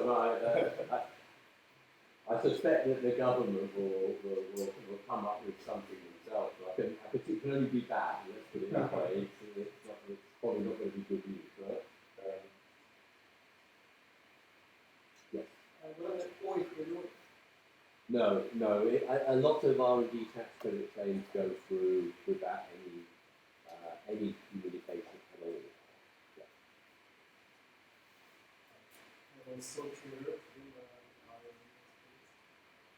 I think it depends on how you, I think you have to be a limited company. You have to be a limited company. Is that right? You don't know. I would assume so. What I do know, and unless it's changed, is, and I think therefore it's the same rule, is you can't even claim this as an LLP. So it's a question, I think it's a question of eligibility towards corporation tax. And I think, don't say pay corporation tax. Yeah, it's a corporation tax reduction. Yeah. But you mentioned that you can claim the government to be Sorry? You said you can claim the government to be profit. Yeah. If you're not private, then you don't have corporation tax anyway. It's eligibility of corporation tax, not paid corporation tax. So you have to, in theory, be eligible. Yeah, it's just eligibility. It's a type of company that can get it. So an LLP can't do it. Yeah. There's quite a complicated calculation, by the way, just to warn you, that because of the way that calculation is done, there's a kind of valley of death apparently in the middle. I'm reading about it today, and then the sort of worst thing is actually to be very, very mildly loss-making. It's just the way the calculation is done. I won't try and go into it. If you're mildly loss-making, it's the worst scenario, and there's two good scenarios. One is you're very profitable, profitable and one is just very loss making actually, and it's just the way the calculation is done. Yes. So is there any, as your CTO is incurring, is it worth paying your CTO a salary at some point in order to get it? I think that's it. I think that there's, I think it has to be taken into consideration. I mean, because people are bootstrapping and they're doing different things for for reasons of cash flow and try to avoid having to big expenditure.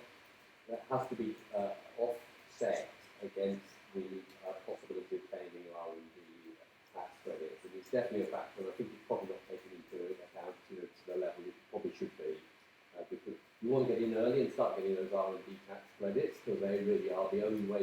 They're effectively a kind of grant, and they're the only one that actually is very, very high probability of getting something.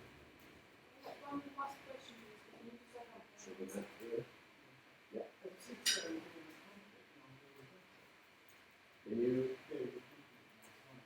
I think it depends on the definition of a dormant company. I mean, you have to be solvent.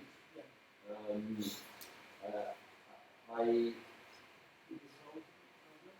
don't know what the definition of a dormant company is, because you're having to claim something you're having to claim for an active year because you're looking retrospectively. So that has to have had activity that's appreciable to your work doing. I don't know if a guy would do. Yeah, well, I think it's the technical one to consent from filing corporation tax. So that would suggest that the technical one can come. Yeah. I don't think the technical one is not very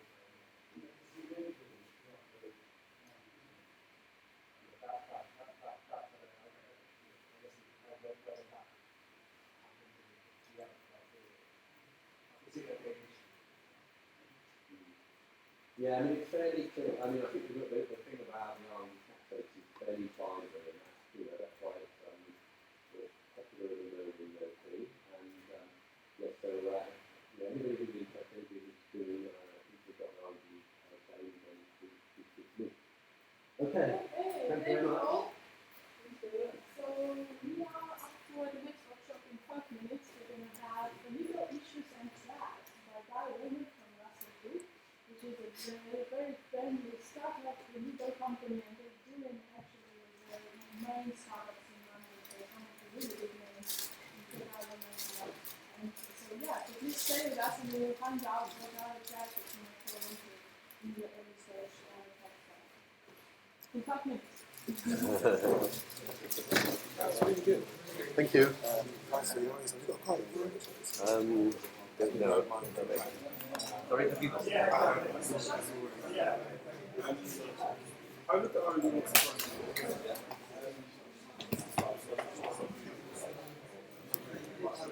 Thanks for bringing your laptop. Oh, no. Easier than to have a bit more work.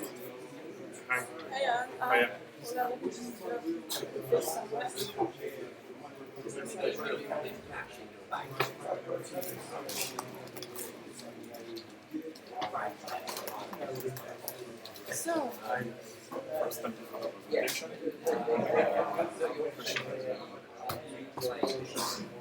The presentation didn't talk about corporate. What do you think about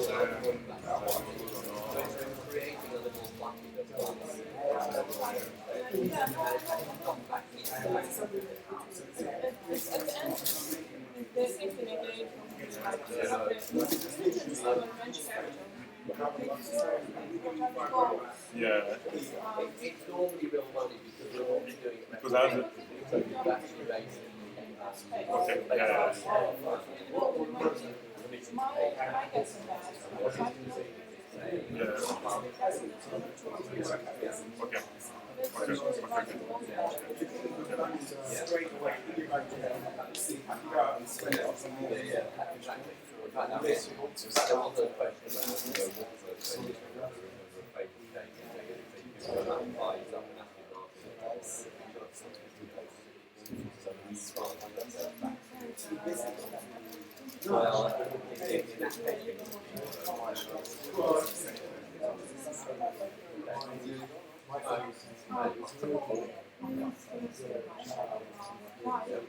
This better be good. I'm looking forward.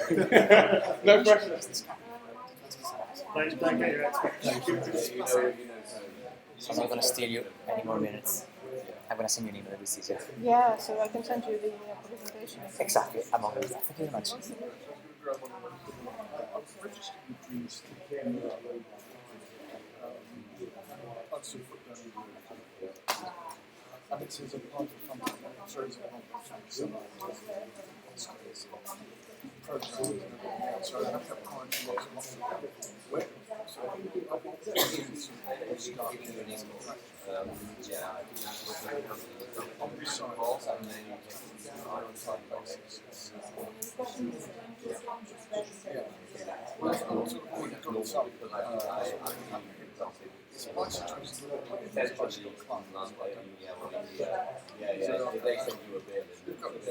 clients. No, they're not paying. They're signing up. That was basically the concept of letter of intent. They want to speak to them.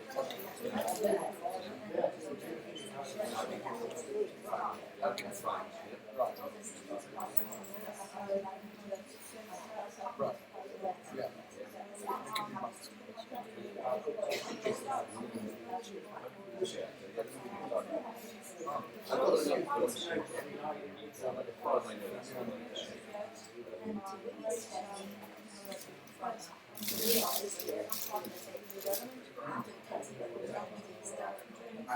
Yes, I mean sometimes we like this coming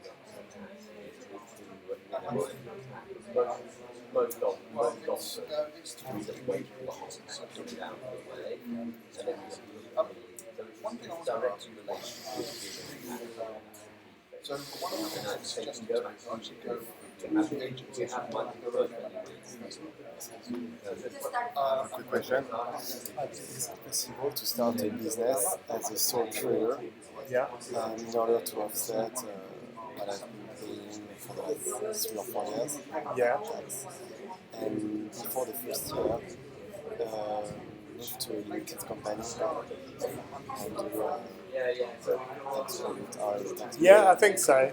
What you might not be able to do is then carry back the R&D tax credit into the period where you were a sole yeah, trader. you can't have both at the same time.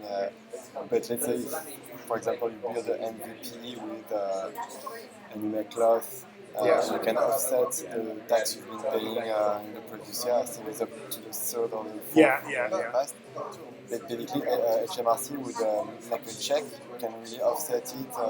So let's say I've been paying £100,000 for the last 3 years in tax. But that means that if I build like something, an MVP or whatever, I can offset this as a sole trader. And then Yes, I think that's right. And then I think in the following tax year you could then start claiming R&D tax credits. Yeah, but it would be for a second project or of course. Yeah. But that looks really crazy. I guess Yeah, as a I mean there is that. I mean, just it's definitely worth speaking to an accountant about because whether you can offset the cost of your MVP against the tax you paid on your other income will depend on whether you can argue it's the same business. So, and sometimes you can make that argument. When you say the same business, would be So if you've got two completely separate businesses, you need to close one. you can't offset income from one against costs of the because other. that's the thing. In terms of risk, it's better to have a limited company when you're facing clients. Yes. Oh yeah. So that's Yeah. the Absolutely. And that's the first thing I'm talking about. Thank you very much. Thank you. Okay, guys, we're gonna start. Please take your seats, and we're gonna start with the next workshop. For about an hour, we're gonna talk about legal issues and stuff. So if you have any legal questions, the guy is the man who can answer any of your questions. So you are in the right place and the right time here. So Thank you. enjoy. Thank you. Yes, so this is a funding bootcamp. I'm going to talk specifically about some of the issues arising for funding and some of the legal stuff that comes up. But I'm also just going to give a general overview of a lot of the kind of legal areas that startups have to deal with. And this should, having an understanding of what the legal issues are, should help in terms of having discussions with investors and potential employees. Having an understanding of what the potential risks are is always quite useful. Now, we cover quite a bit in this talk, and I'm going to have to rush through some areas in order to fit into the hour, because I really do want to try and cover as much ground as possible. The first bit is the easy bit about business vehicle. I was just speaking to someone about converting a sole tradership into a limited company. For the vast majority of you, the only vehicle you really need to think about or use is the limited company. You're here on a sort of workshop about funding, and frankly it's almost impossible to get third-party external funding into any business other than a limited company. Limited liability partnerships are used for professional businesses and joint ventures, but I've never seen one for a tech startup. Similarly, the issue with being a partnership or a sole trader is that there's personal liability attachment. So essentially, limited company is probably the only vehicle you'll ever need. The requirements for setting up a limited company are pretty straightforward. Many of you have probably done this already. You could do it online with Companies House.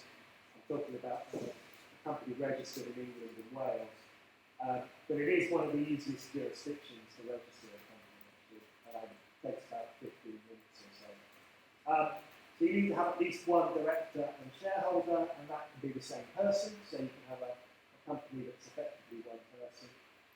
You need to file an annual return once a year, explaining who the directors are, who the shareholders are. You need to file annual accounts. You can delay your first accounts until up to 18 months after you start to trade, and then you have 9 months to file your accounts. So you can avoid filing accounts for up to 2 years if you really need to. You also need to tell Companies House about changes to directors and a few other things.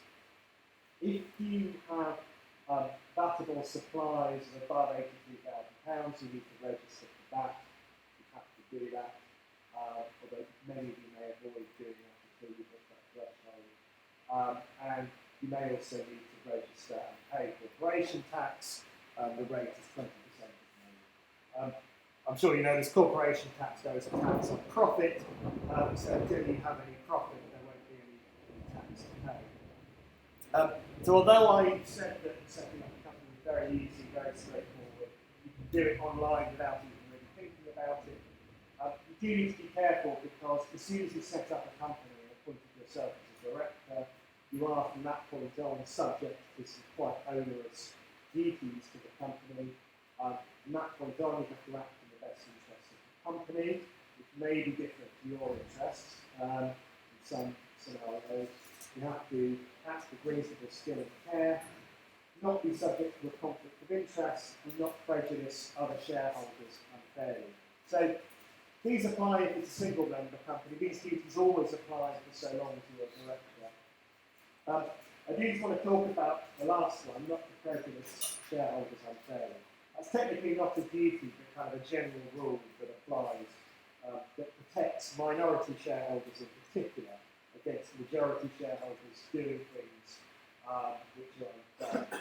So the classic example of unfair prejudice is if you were to give shares to someone and then regret giving shares to that person. So let's say you gave 10% of your company to someone who you were planning to take on as a CPO.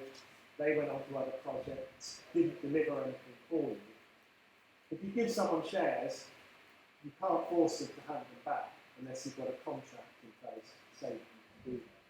So what a lot of people do is go down the alleged kind of Mark Zuckerberg route and try and dilute them down. So you've got 95 shares and I own, he's got 5 shares, I'll dilute him down so I'll issue myself with 10,000 shares, and all of a sudden his shareholding is worth virtually nothing. Now, if I were to do that, then that would amount to unfair prejudice, and that shareholder could bring a claim against me if they wanted to do so. They might not bother, but they could do. So you do need to be careful. And that example of giving shares to someone without having an agreement in place is probably the most common serious mistake that we see startups make, is that they give equity out before having the documentation in place. And there's sometimes an assumption that if someone doesn't do what you thought they would do or what they promised to do, you can get the shares back. That's not the case unless you've got a very clear contract, and that's usually what a shareholders agreement is for. But I'll talk about that a bit later. Just a few of the sources of capital there, you know, founders, friends and family, bank loans, business angels and crowdfunding. I'm sure you're all familiar with how startups can get money for financing development. I'm not going to cover institutional fundraising. That's a big topic in itself. And that's obviously for slightly later stage companies generally. Co-founders may decide to put some money into their own company. They could buy shares and, if you like, pay for equity, or they could lend money to the company.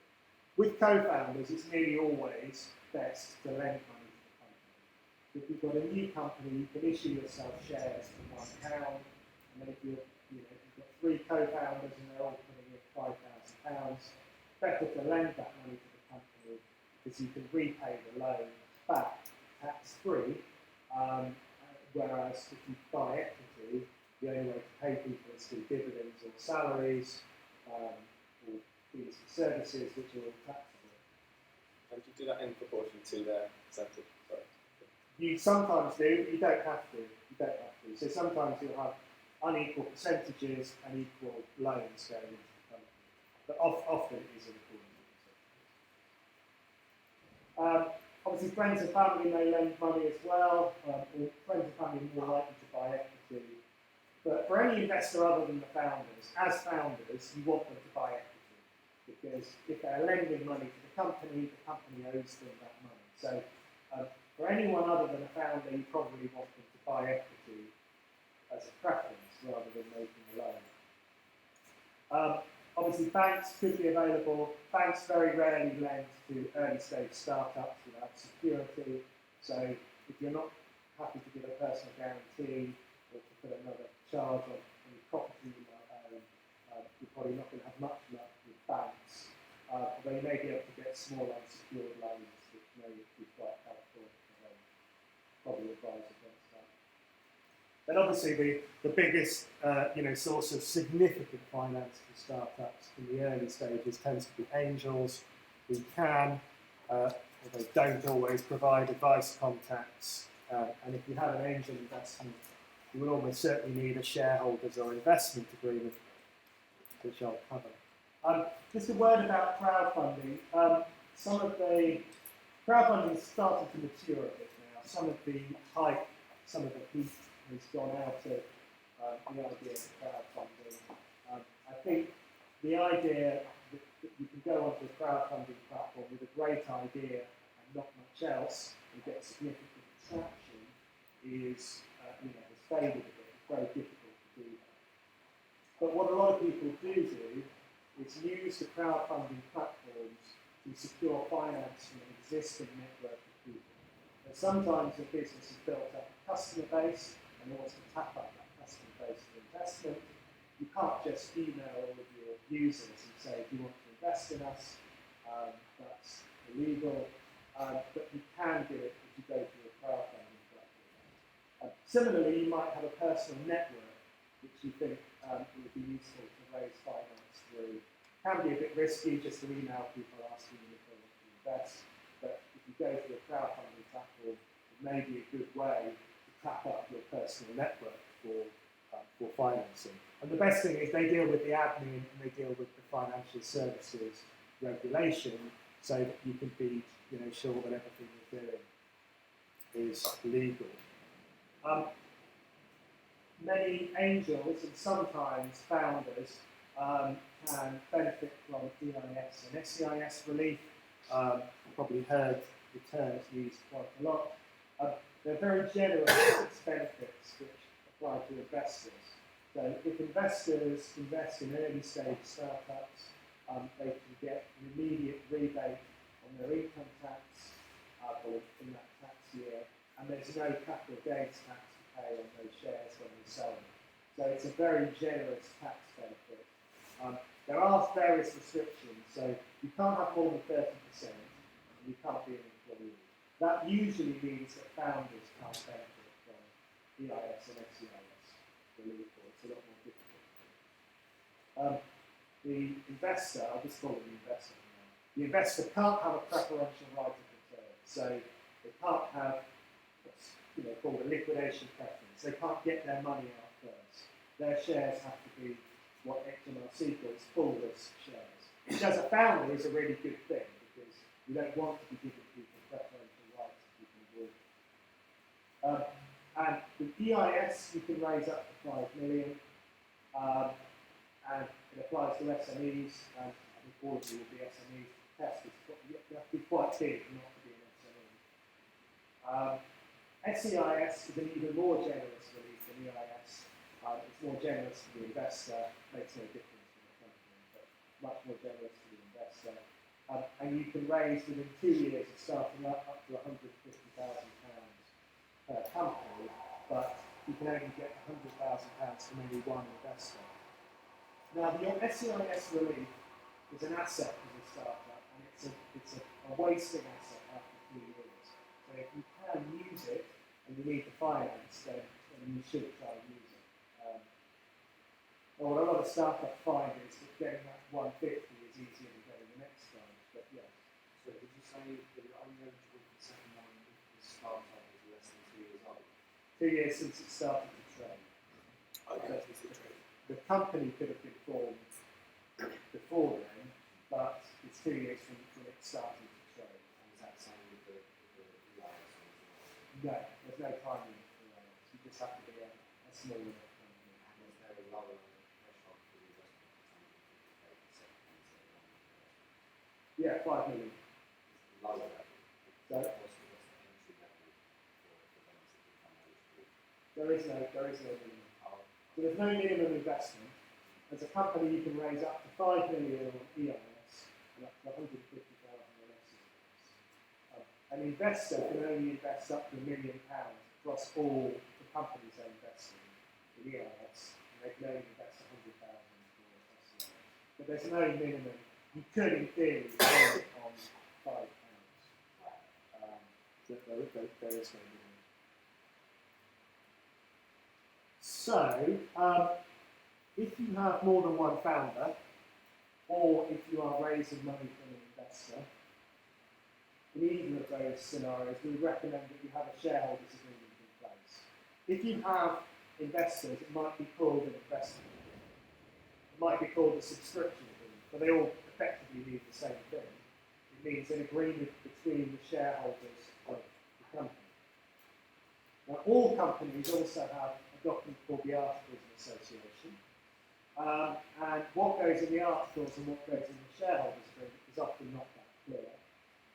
Generally speaking, though, the articles are a public document, so you can see the articles for any company registered. You go to Companies House to download their articles and so on. So anything that you want to keep confidential, you don't put in the articles. The shareholders agreement tends to include personal terms, so terms that apply to individual shareholders. Non-compete covenants, vesting, that kind of thing. Although you can have vesting in it. And then share transfer rights, how and when you're allowed to transfer shares, that can go in either document. These days, though, it's becoming a bit more common to have the share transfer stuff in the articles. So, what do you need to think about for a shareholders agreement? And even if you haven't got an investor, again, I emphasise that if you are a group of co-founders, you do need to be thinking about this stuff. Especially if you are a majority founder, or you're currently a majority founder, and you're looking to give equity to other people, you need to discuss some of these things. Because as I said, once you've given away equity, it's quite hard to draw it back. So you need to think about who's on the board. the vast majority of decisions in a company are taken by the directors. The shareholders of the company take virtually no decisions at all other than to decide who the directors are, and a few other decisions that are reserved by the company. But the vast majority of things that the company will do will be decisions of the directors. So you need to decide who's on the board, what the voting rights are. Perfectly legal to have 3 directors and one director has 3 votes and the other directors have 1 vote each. You can kind of decide how you want to play the voting rights. But the default is that each director will have 1 vote. You'll often have clauses about information, confidentiality and intellectual property. So often your shareholders agreement will include a transfer by founders of IP they've developed into the company, and an agreement that anything that they develop after entering into the agreement would belong to the company as well.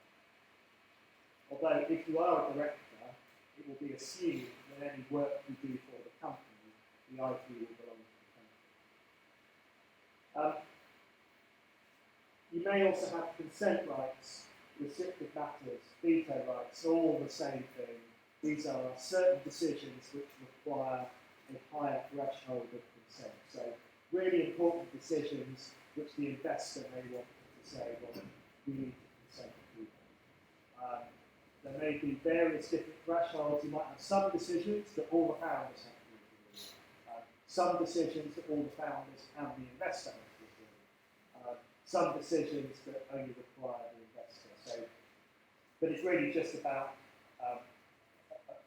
giving minority shareholders some protection, because as a minority, if you're a minority on the board, then you have virtually no ability to stop anything from happening. And you could have a percentage threshold. So I said that shareholders have virtually no decision-making power, but you could give them that power in the shareholders agreement by saying that these decisions require the consent of shareholders holding 75% of the shares.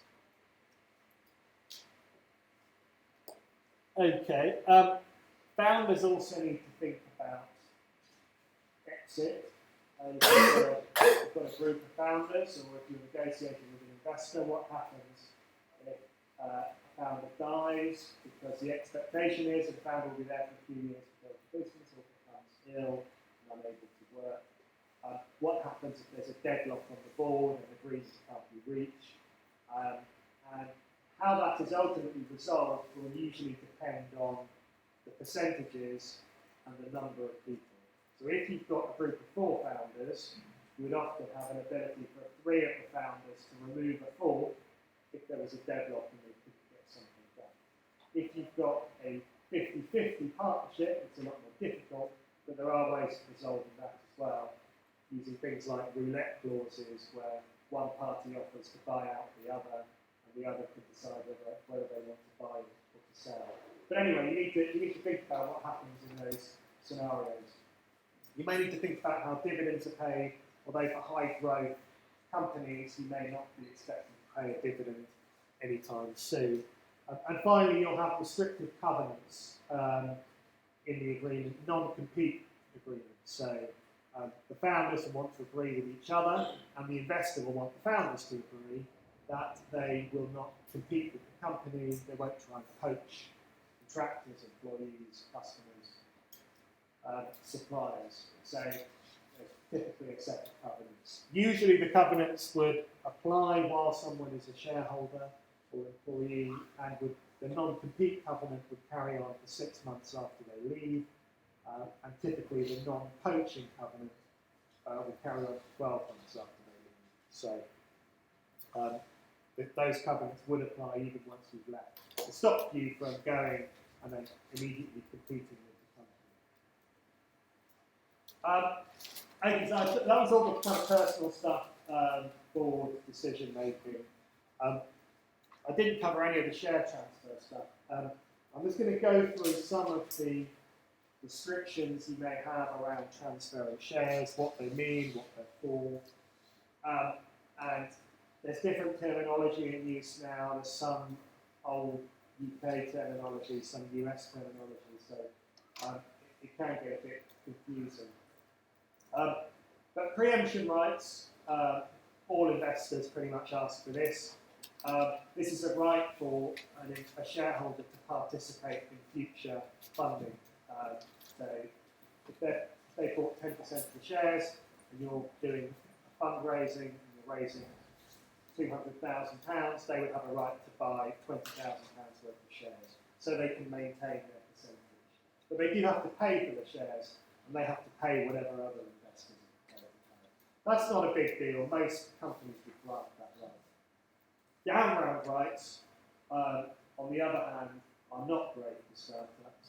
That is a right for an investor to be awarded with bonus shares if the share price goes down.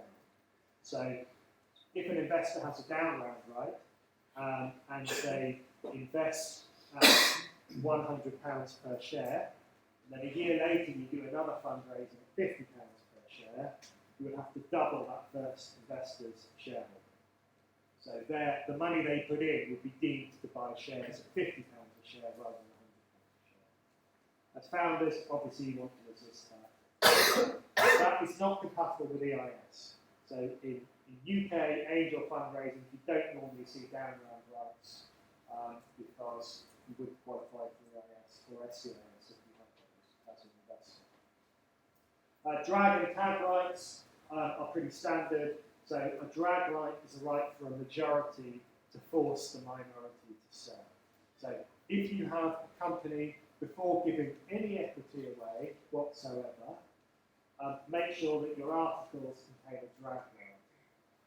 Because if your articles don't contain a drag right, then in some cases a shareholder with a very small shareholder may be able to frustrate a sale and may be able to hold you to ransom in the context of a sale. The drag right basically says if the majority is selling, all of the shareholders, including the minority shareholders, have to sell as well. And tag rights are kind of the reverse. What that says, a tag right says that you can't cut the minority out of a deal. So, shareholders with 90% can't go off and sell their shares to some buyer and leave 10% standing. They have to make sure an offer is made to all of the shareholders. Compulsory transfer obligations are usually in there for founders. Investors often ask for them. And that is an obligation to sell shares if a founder leaves. And the question is, do they have to sell all of their shares? And what price do they have to sell them at? And that's where you sometimes have good leaver and bad leaver clauses. So you might have a clause that says that if a founder is a bad leaver and they walk out without giving notice and are never seen again, their shares could be bought back at a nominal value of £1 or whatever. But if they're a good leaver, they may get market value for their shares. And you sometimes also have a vesting period for founders, so that if founders leave within a given period, usually 2 to 3 years, could be as long as 4 years, that they lose their rights to some of their equity. And sometimes that just means they lose some of the value of the equity, but they still have to sell all of the shares back. So, I mean, reverse vesting is something investors often ask for. But one thing I would think about is that if you're in a co-founding team, you don't know which side of that you're going to be on. You could be the one leaving, in which case you'd be a bit annoyed about losing the right to some of your equity. But at the same time, you could be the one who's stuck around, someone else might leave, in which case you may feel unfair having to pay them full value for their shares if they haven't stuck it out for the agreed length of time. So I actually think they're quite a good idea for the co-founding teams. Okay, I'm now going to change the subject completely. That kind of deals with shareholders' agreements. Just a bit of an introduction. There's obviously a lot more I could have spoken about. But I'm now just going to summarise some of the main types of IP. IP is something that investors, when you meet them, talk about a lot, sometimes without a deep level of understanding. So it's a really good idea to understand what different intellectual property rights there are, how they can be protected, and also what can't be protected, because there are some things that I'll talk about that are very difficult to protect. So I'll start off with patents. I'm not a patent expert. There are some IP talks given at Dreamstake by patent experts. But broadly speaking, a patent will apply to an invention with a practical application. So it has to have, generally, it doesn't have to be physical, but it has to be capable of being expressed physically. And that grants monopoly rights for 20 years, but you have to disclose your invention, you have to publish it. The invention has to be new, novel, and non-obvious. And in Europe, software and process patents are very difficult to get hold of. Now, one thing that often comes up is when people are combining existing technology in new ways. Generally speaking, if you have existing bits of technology and you're putting it in a new context, that does not qualify for patent protection. Patents do not protect what something does, they protect how it does it. So it's the process by which the invention works, which is protected. So, generally speaking, many startups kind of avoid patents these days because they take several years, they're quite expensive. But, if you've got a particularly, new piece of a new invention which you think is original, it's definitely worth looking into. And you might be able to protect your patent in the US even if you can't protect it in Europe, because in the US they are more generous with software patents. The next IP right, which you'll probably all technically be able to qualify for, is a registered trademark. A registered trademark is a badge of origin in goods and services. It grants a monopoly right over given goods and services to use that brand. And you can register a name on its own, or a logo, or a combination of a name and a logo. And it can last forever, as long as you continue to maintain it and continue to use it. A trademark can last forever. One thing to be wary of is that a trademark does need to be distinctive and not descriptive. So with technology startups, this can be an issue because for SEO purposes and for App Store visibility, it's often the case that websites and apps find that descriptive names work quite well in terms of driving user growth. But if you do have a descriptive name, you may not be able to qualify for a trademark. Now you can, by using unusual spellings and that kind of thing, you can sometimes get a combination of something that's a bit descriptive that does still qualify for trademark protection. And obviously you can't use a mark that other people are already using. So the test is, could your mark give rise to confusion in relation to an earlier mark on the part of the public? And if your mark is close enough to someone else's mark that the confusion could be caused, then they can oppose, that the earlier trademark owner can oppose your application. Copyright is a very useful right for startups because it's free. It comes into existence automatically. As soon as you create any artistic work, which covers, paintings and drama and that kind of stuff, but also software code, website layouts, marketing copy, virtually anything you do which has some kind of visual element will qualify for copyright. And the great thing is it comes into existence automatically. You don't have to do anything to register it. In fact, you can't register it. And it comes into existence virtually worldwide as soon as you create it. So there's an international treaty called the Berne Convention, which means that if you create a copyright work here, it's automatically protected in over 100 countries instantly. So it is a very useful right, and copyright is probably, together with trademarks, the intellectual property right that most startups rely on. I should have mentioned, yeah, I'll talk about that. The copyright, in order to qualify for copyright, the work does have to be original. You can't copy it, obviously. And it has to include a minimum of effort, but the test is really easy to do. I mean, you really have to do very little to qualify for copyright protection. The period of copyright is the author's life plus 70 years. For most types of copyright, for recordings and broadcasts, it's 50 years from being made. I'll just talk about trademark registration before I come on to passing on. So you can file a trademark application in the UK. You can also file a European trademark. The European trademark is great because it qualifies you for protection in 29 countries with one application. If we do come out of the EU, I suspect that we would try and keep our rights in the European trademark system because it is very useful. But in order to have a European trademark, you need to be trading in more than one European country. These days, for things like apps, that's relatively easy to show.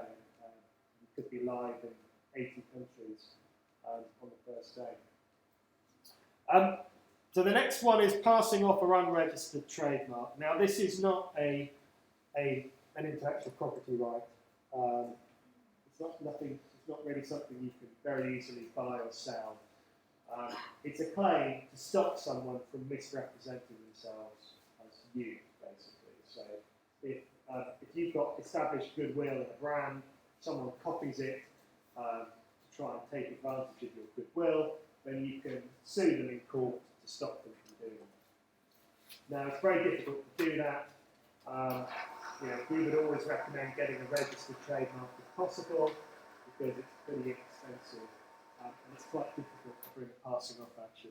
What I would say is if you do have a descriptive brand that you're not going to be able to protect with a trademark, you may be able to rely on passing off rights to give yourself some protection. So if you've got any kind of established brand, you can certainly threaten passing off action to stop someone who you feel that has copied your brand. Okay, so now I'm going to talk about confidential information and know-how. This is in the IP section, although it's not technically intellectual property, because what people call their intellectual property in startups is often not intellectual property, but is in fact confidential information. I'm talking in particular about concepts and ideas, and I found in discussions people often talk about not wanting to disclose their intellectual property, get NDAs signed up. Really what it is they've got a very good idea that they don't want other people to copy and beat them to. And concepts and ideas generally can't be protected. It's as simple as that. If you've got a great idea or concept for a business, it probably cannot be protected.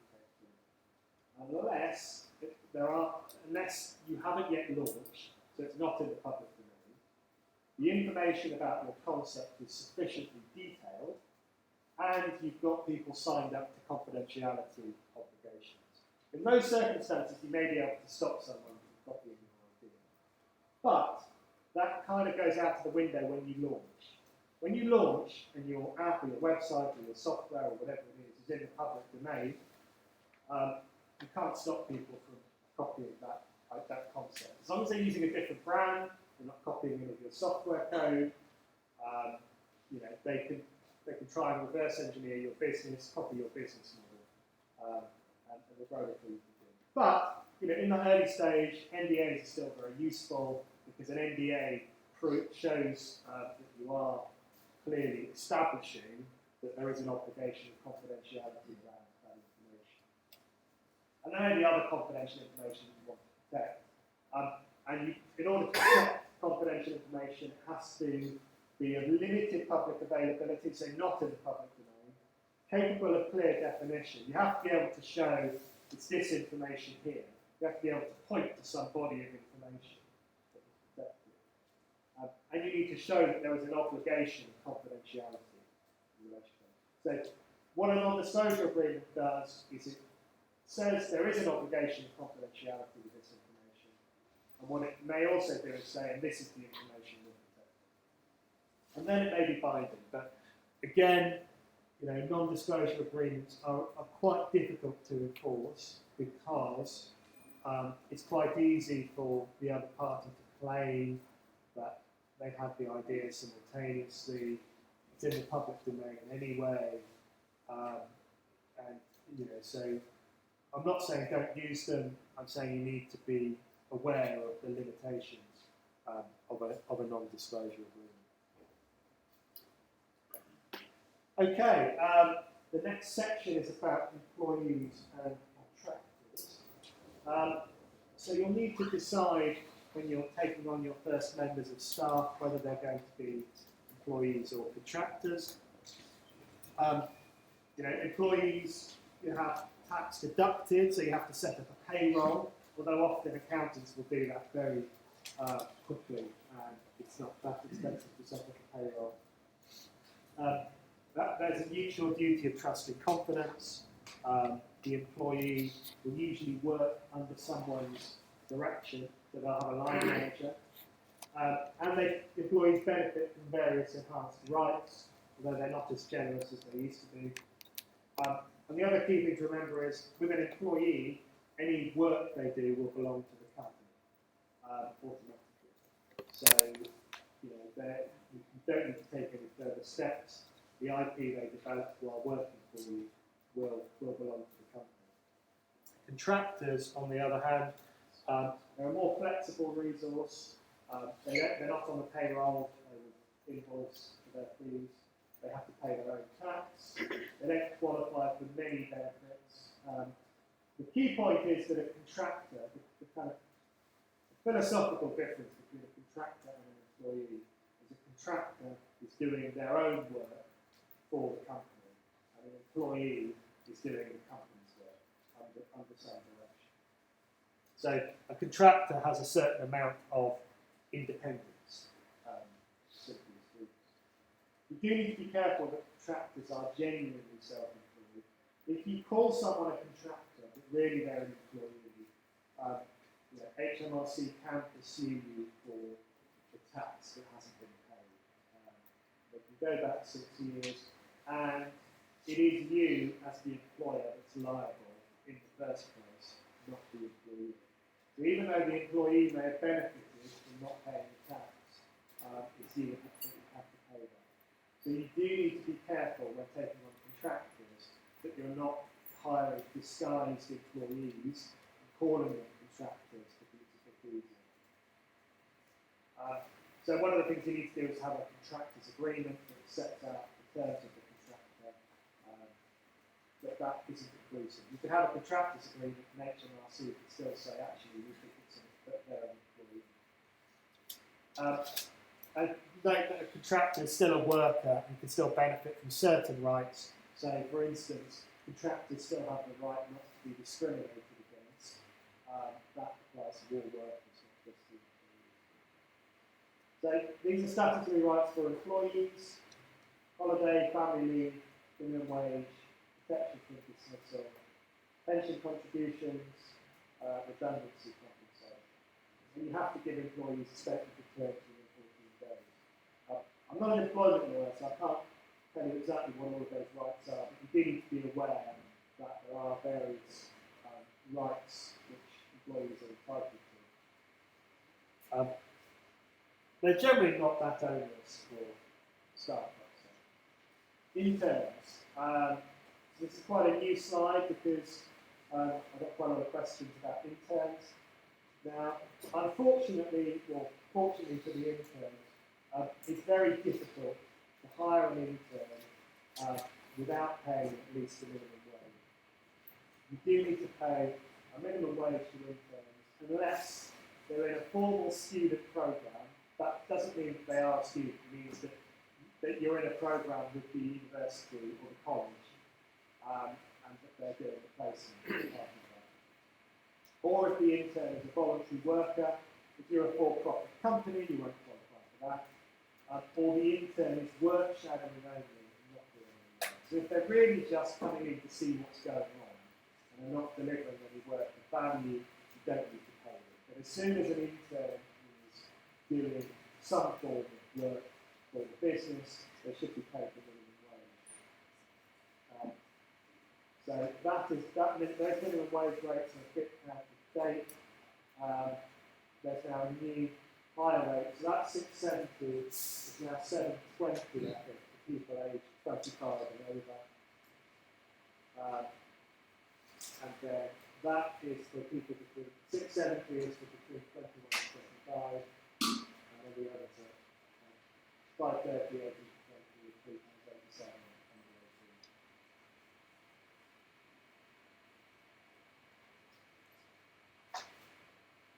18. Advisory boards. Many of you may be talking to advisors already. You may want to take on advisors who can offer you contract assistance. Usually an advisor will get a small slice of equity in exchange for their time. One of the biggest mistakes, again, is giving equity without getting a commitment in return. So we would recommend that you have a contract with your advisors, setting up what's expected in terms of time commitment, how many days a month is the advisor expected to work for the company.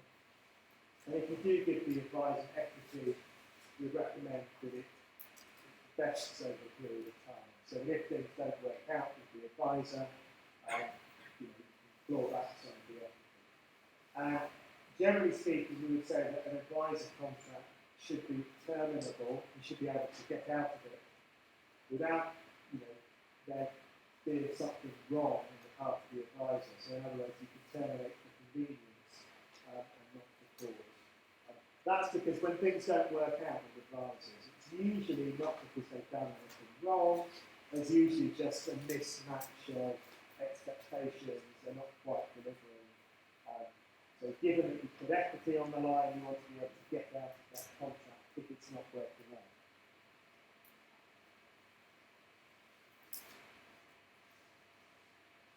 Okay, so you may wish to give staff equity separately to advisors and co-founders, and certain members of staff will expect equity in a startup, especially if they're being paid less than the market salary. Two options are: one is to give equity directly, so just issue shares to the employee, or you can give the employee a share option. It can be a tax issue to just give shares to employees.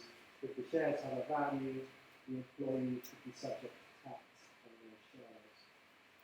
So usually it's better to have an option. As well as the tax advantages, you can put in place performance conditions, and the options can be exit only or vesting. So vesting option is an option which allows the employee to get a certain number of shares over a certain period of time. An exit only option is an option which isn't worth anything unless the company is sold or listed. So in effect, and usually it would lapse if the employee leaves before the sale or the listing. So unless for the employee to benefit from the option, they have to be there until the company is sold. If you do issue equity, make sure there's a shareholders group in place. All your articles have got terms covering employee shares. Yeah. So what's the difference between equity and share? Equity, when I say equity, I just mean shares. So the difference is that a share option is a right to buy a share in the future. So if you grant an employee a share option, you're saying that if certain conditions are met, you will be able to buy shares in the future. So they're not a shareholder now, they've just got a piece of paper that says they could become a shareholder in the future. So I should be clear on that. And an exit-only option allows the employee to buy their shares only if the company is being sold. So if you've got an exit-only option, you're probably actually never a shareholder, because you exercise the option immediately before the company is sold, and you just sell your shares straight through and collect the cash. But yes, and obviously if the option vests, you can have a time period, so You might say that the employee has to stick around for a year or 18 months in order for any of the options to vest. And if there's a minimum time period before any of the option vests, that's sometimes called a cliff. So if you talk about an option vesting over 2 years on a straight line basis with a 6-month cliff, that bit of jargon just means that if they leave within 6 months, they don't get anything, and none of the option is vested. And then 6 months, the previous 6 months vests immediately, and then the rest vests over the remainder of that 2 years. Okay, the final topic, which I will try and cover in 10 minutes, is just about your business operations and dealing with risks and liability for the business. This is quite a difficult one to do because I don't know what your businesses are and it varies so much. But I assume that most of you have got technology startups, but not all of you. And the liability issues you face will depend on the type of business you are. So if you are manufacturing products, you need to be aware of product regulation. So if you are making or selling bicycles, use quite a highly regulated example. In Europe, there are a whole series of product regulations that you have to meet in order to sell bikes in Europe and everywhere in the world. There's also product liability. If your product causes an injury, you are likely to be liable for that injury. So most businesses that sell any form of product will have insurance in place to protect against that. If you're selling services, then you could be liable for professional negligence if you fall below the standard of care which is expected of you. When I say services, I don't just mean lawyers and accountants and that kind of thing. But if you've got an app with some form of functionality, you may well be providing services of some sort. Some services themselves are regulated. Financial services, obviously highly regulated. But also gambling, recruitment. There are various services which are subject to specific regulations. The most common ones in startups do seem to be financial services and gambling. There's quite a lot happening there at the moment. If you've got a platform, if you've got quite a platform, if you've got some website, app, product that allows people to interact with each other, users to interact, and users are generating their own content, then you could be liable for defamation, IP infringement, unless you take certain steps that I'll talk about in a minute. But you do need to be aware of those risks of users using your platform to distribute pirated content, using talk boards to defame each other. And you also need to be aware of your data protection obligations. I've got a slide on that. And your advertising standards obligations. So all websites and probably apps that hasn't really been tested are now covered by the advertising standards regulations. What that means really is that any claims you make about your product have to be true. So bear that in mind. I'm sure there would be anyway. But if you make a claim on a website that you are doing something which is patently untrue or misleading, then you could be liable for breach of advertising standards.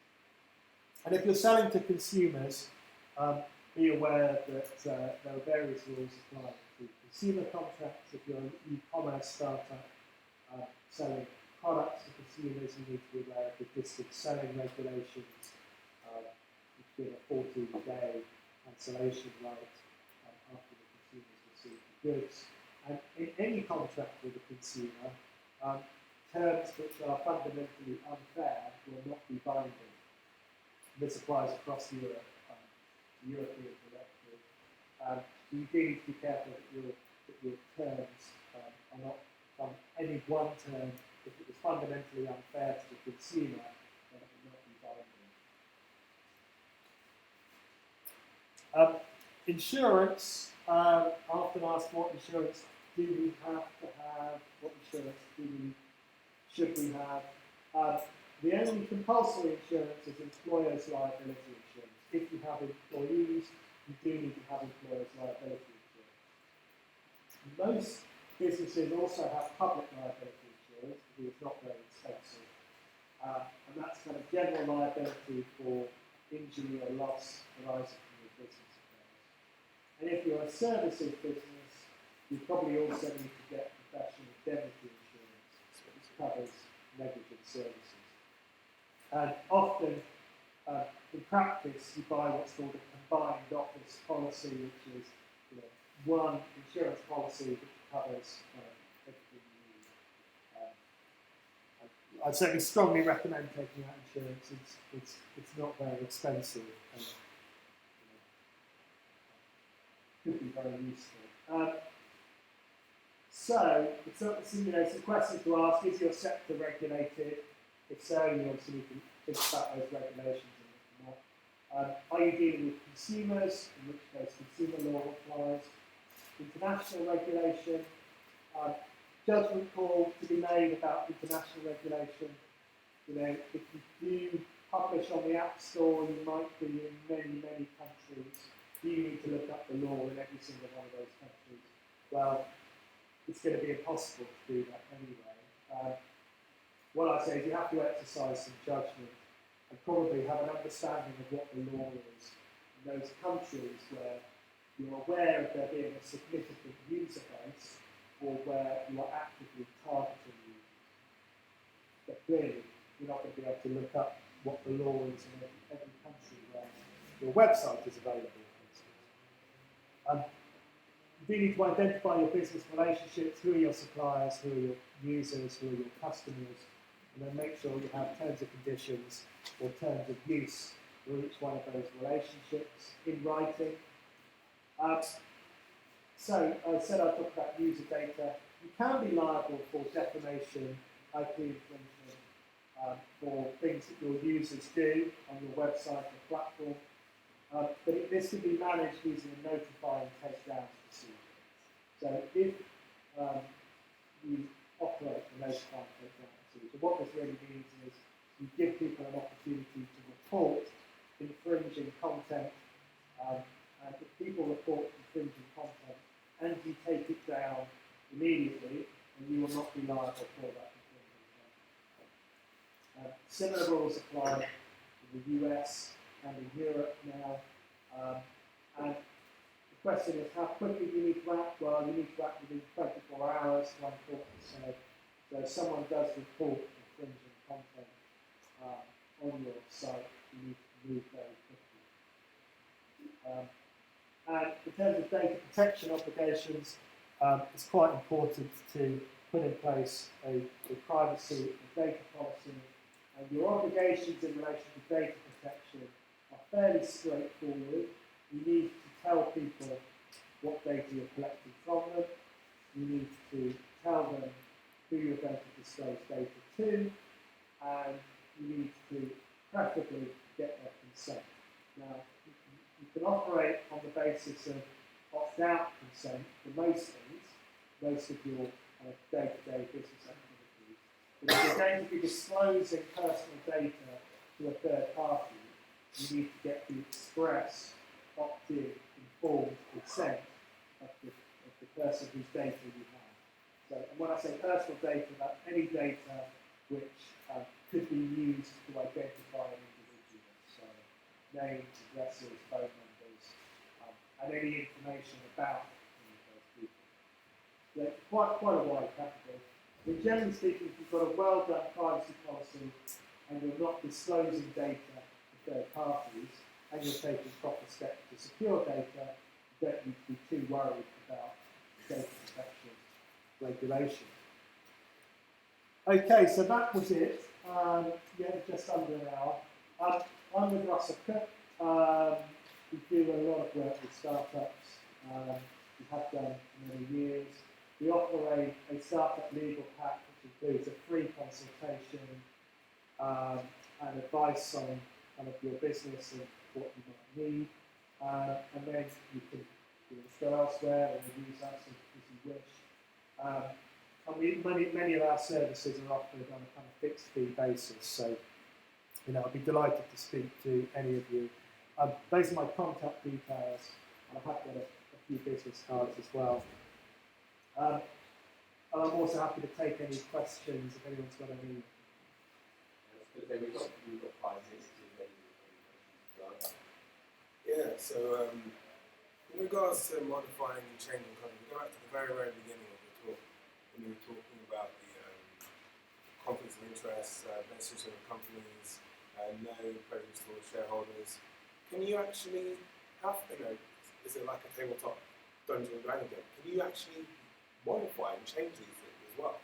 I know you're giving a statutory document, but can you change it? So, for example, if you wanted to include conflict of interest by having something on the side, could you just type it in? Well, yeah, the answer is some things you can change and some things you can't. So, what you can't change are the director's duties. So there are some things that are in the Companies Act. One of them is that directors can't be subject to conflict of interest unless they have the consent of the shareholders. So you can add a clause in. Yeah. So you can. Sometimes you can deal with it by varying, if you like, the standard terms. But there are some things. There aren't many, but there are some things that we cannot avoid. So the unfair prejudice rule that I talked about in the context of dilution, that will always apply. The director's general duties will always apply. But a lot of the other points of detail are some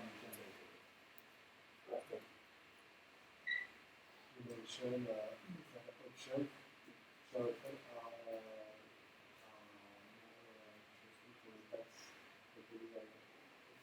yeah. So for the creator,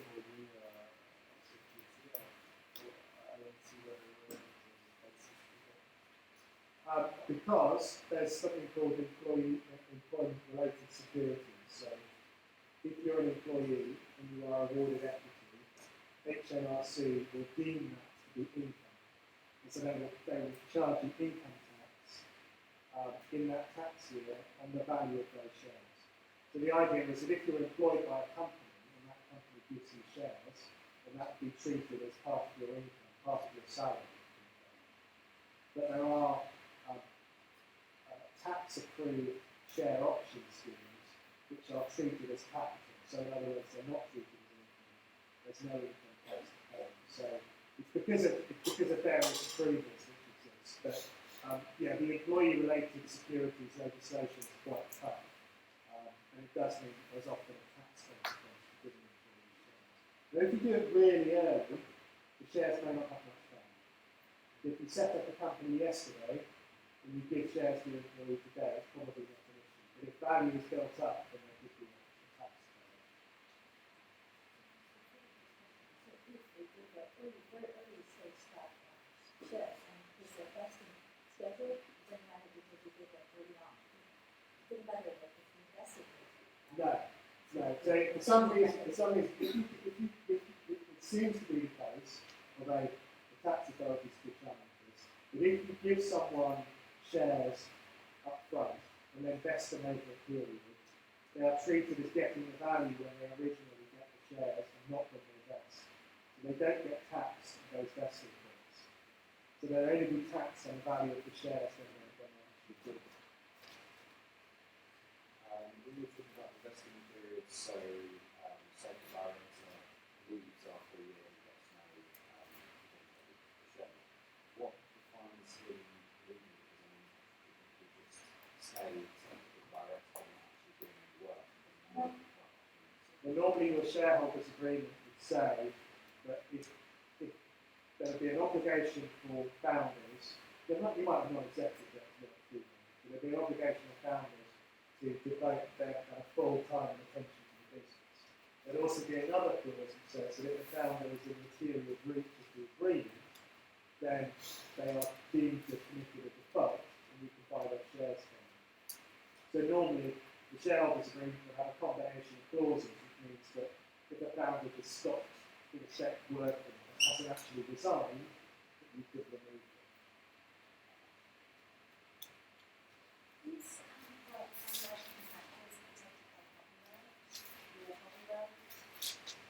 I can't remember to mention that. No. So this is, yeah, that's absolutely key. Now, if you have an independent contractor and they do work for you, they will own the copyright in that way.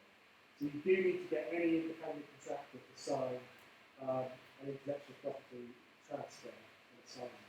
I mean, you can get a lot of these things online. It does need to be in writing. It doesn't have to be that complicated, but you do need some form of written agreement from the contractor that you will own the intellectual property and what they've done. But you always have a right to use it, but it's only a license to use it, it's not ownership.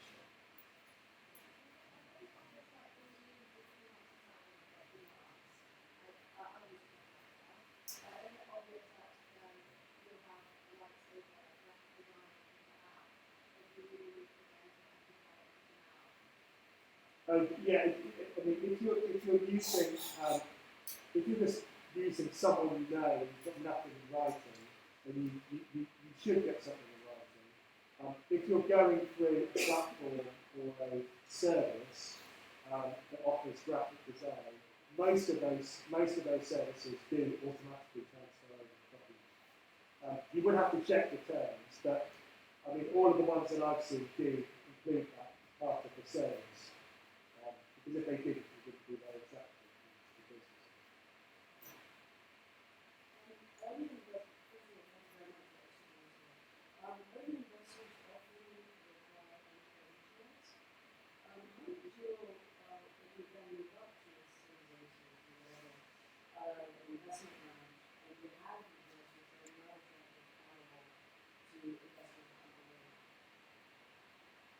Yes. Usually, well, one thing you should do is time limit them quite strictly. So if someone has an anti-dilution right, they should have to make a decision within, say, 2 weeks or less, so that they're not holding up a later funding. I mean, there are various things, I mean, and this is an issue, there are various things which you may grant to angel investors, which you come to regret because they make the first institutional fundraising that much more difficult. It's quite difficult to legislate for that. Sometimes you can have a clause that says that if the company is able to raise, let's say, £800,000 or more, then the old shareholders group falls away. So in other words, if the company is able to raise money at a certain level at a certain price per share, then all of the angels' rights fall away. I mean, they really don't like that for obvious reasons, but you can put a sunset clause in your investment agreement. Yes, so it's not something that requires that consent.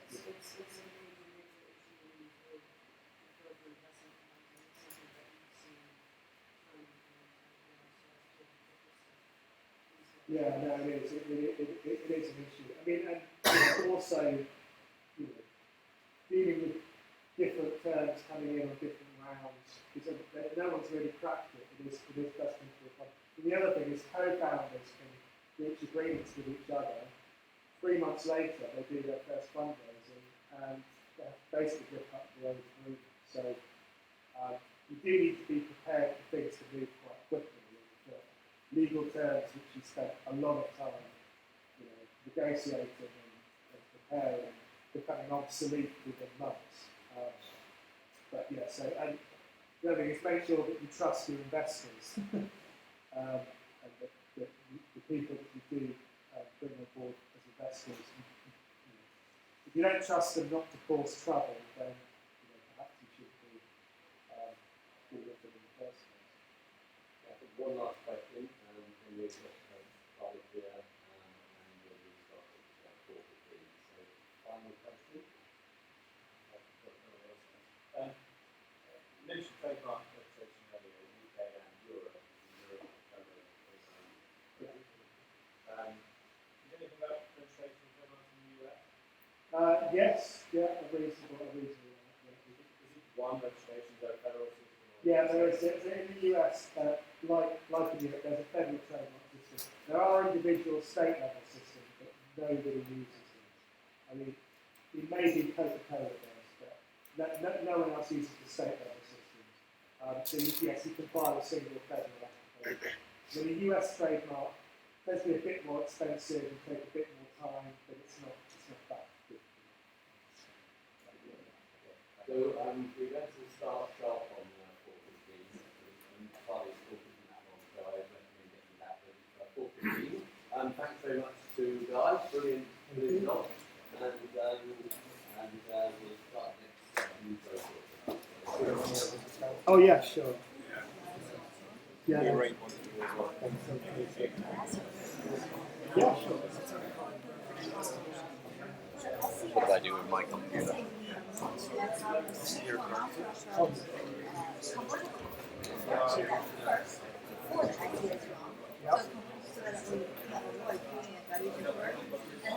After that, we have another one certificate. That one certificate, SES, we have 50,000. So we have first the 50K covered for that. And then the next 150 No, indeed, that wouldn't come out of your allowance. So I think the first point to make is you can't claim SCIS on a convertible, you know. But that won't come out of your allowance. So it's only the first 150,000 qualifying SCIS money. So if they pick something else, they wouldn't take out.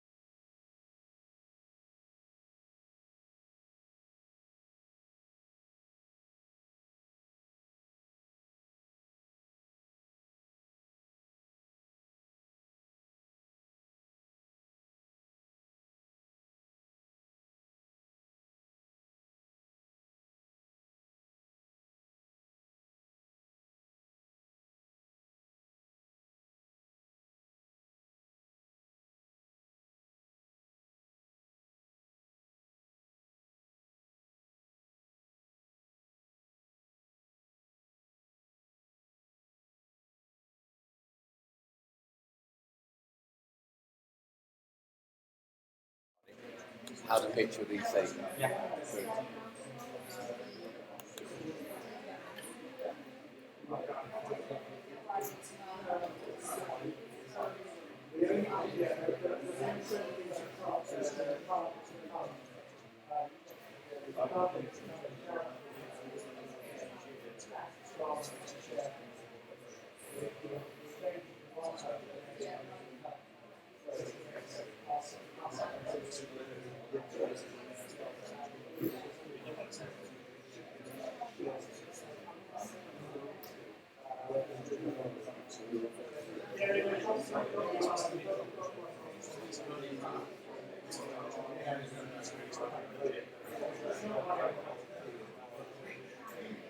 Okay, guys, we're gonna start a bit earlier now because we will need some time for questions. We need to leave the space for time at the end. But so we're gonna start now. Well, that's okay. And the next presentation is just the how to pitch your VC.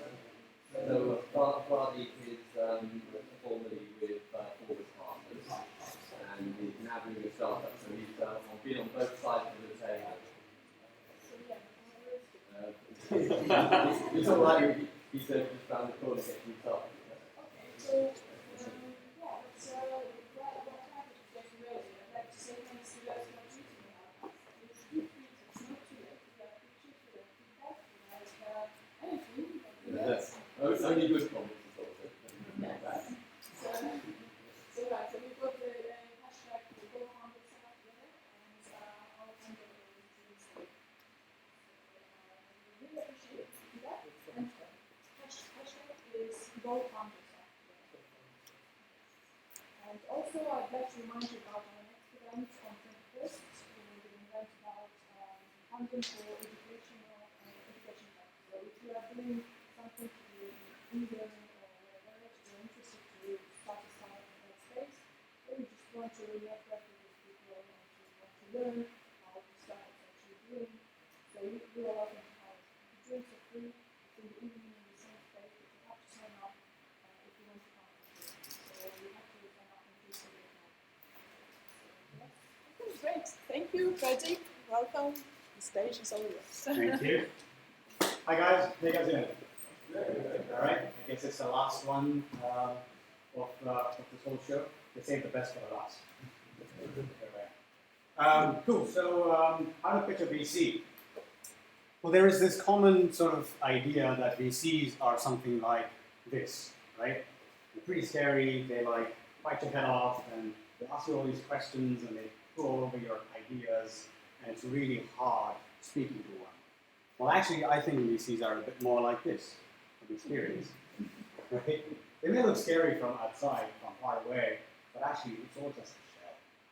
When you really get down to the matter of it, they're all just like that. I've been one for 5 years, so I should know. So, a quick intro on myself. I started as an engineer, worked as an engineer for a couple of years in network engineering. I was a pretty shit engineer. So I quickly said, okay, let's not do that, and let's go start some companies. So I started a few internet businesses. The first one in web development and web solutions. This was a long time ago, about 15 years ago. It grew to about 200 corporate customers, and we got acquired after that point. I then launched another business called Pool, which it was basically a headhunting platform. A lot of the kind of activity that happens on LinkedIn today happened on our platform. People would profile themselves anonymously on the platform, and recruitment agencies and employers could directly target them on the platform and get in touch with them. They would message to and fro, and when the conversation reaches maturity, they would reveal their identity, and that would lead to a hire. After about 2 years of running that business, we got approached by a national recruitment services business, pretty decent offer, and 4-year-olds running the company, and so we decided to sell the business to them. And then I moved on to running an English language training software business, a VC-backed company. They brought me in as startup CEO, and I ran that for them for a year and a half or so. And then I attempted another ad network business here in the UK, actually. It's all the other things that I told you about, it's all in New Zealand where I grew up. And then I did this ad network business, which we built very cool technology to place contextually relevant ads within images online. Great idea, we built some great technology, but ultimately we didn't find product market fit with that one. We hadn't raised a lot of money for it, about 250K. And as I was winding that business down, I happened to meet a couple of very, very cool VCs. I don't know if any of you have heard of a business called Bootcamp Capital, a fund based in Soho. We invest in companies that have network effects. Okay? So it's anything that as it grows bigger and as it gets more users and it gets bigger, it just becomes more useful for everyone. Post-to-child businesses would be something like an Airbnb or Uber, eBay, the previous generation. So we invested in businesses of that nature. Two of them that we invested in at a sub 10 mil-ish valuation went on to be unicorn businesses. You might have heard of FanDuel, which is a fantasy sports business, and also Atarova, which is a copy of B-Barking car in Germany. Both reached billion-dollar valuations. I then moved about 2.5 years ago to Forward Partners. Forward, we invested a lot more early stage, so 250 to 500K checks in idea stage, seed stage companies, focused on e-commerce, marketplaces, and related software companies. So here we invested in things like Lost My Name. Anyone heard of Lost My Name? No?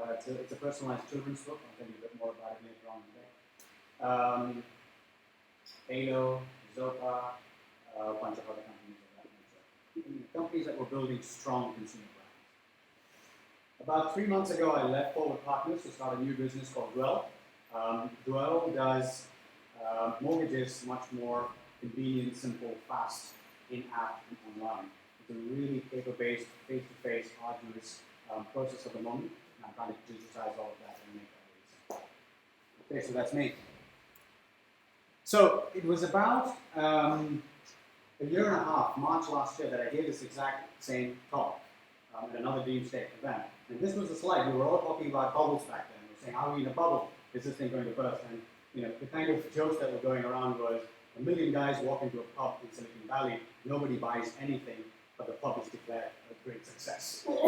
This was happening only about 15 months ago. And I made the point at that time that it was a buzzy market, but it wasn't exactly overly inflated, or it wasn't really a bubble in my opinion. And we looked at these sorts of graphs that showed deal activity was very strong. And we said, well, basically the underlying fundamentals are quite strong because, in general, local markets are much bigger right now compared to the dot-com era. You have very attractive emerging markets with billions of people with smartphones that you can sell stuff to.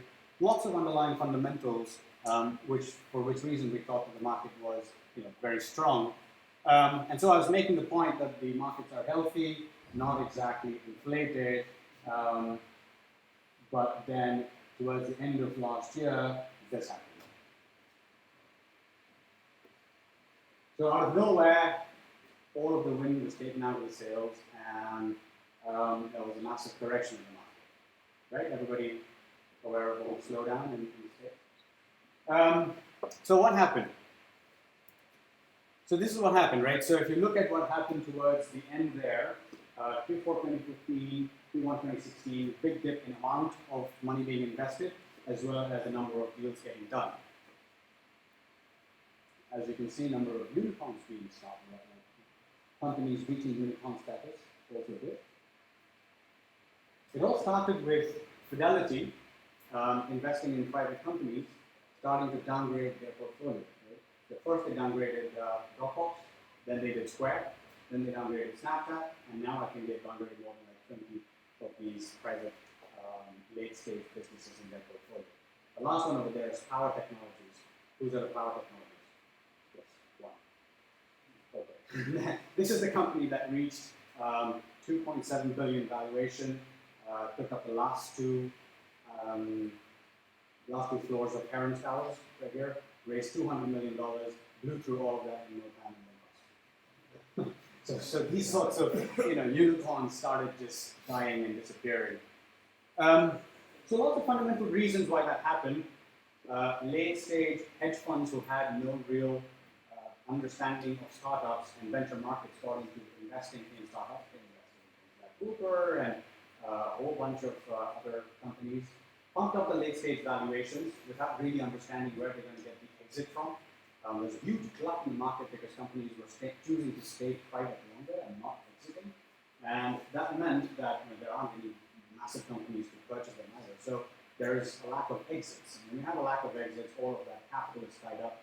The money cycle is not very one of the reasons, but for lots of other reasons, the party kind of came crashing down. It didn't quite crash, I'm kind of role-playing a little bit here, it didn't really crash, but there was a good, strong, healthy correction.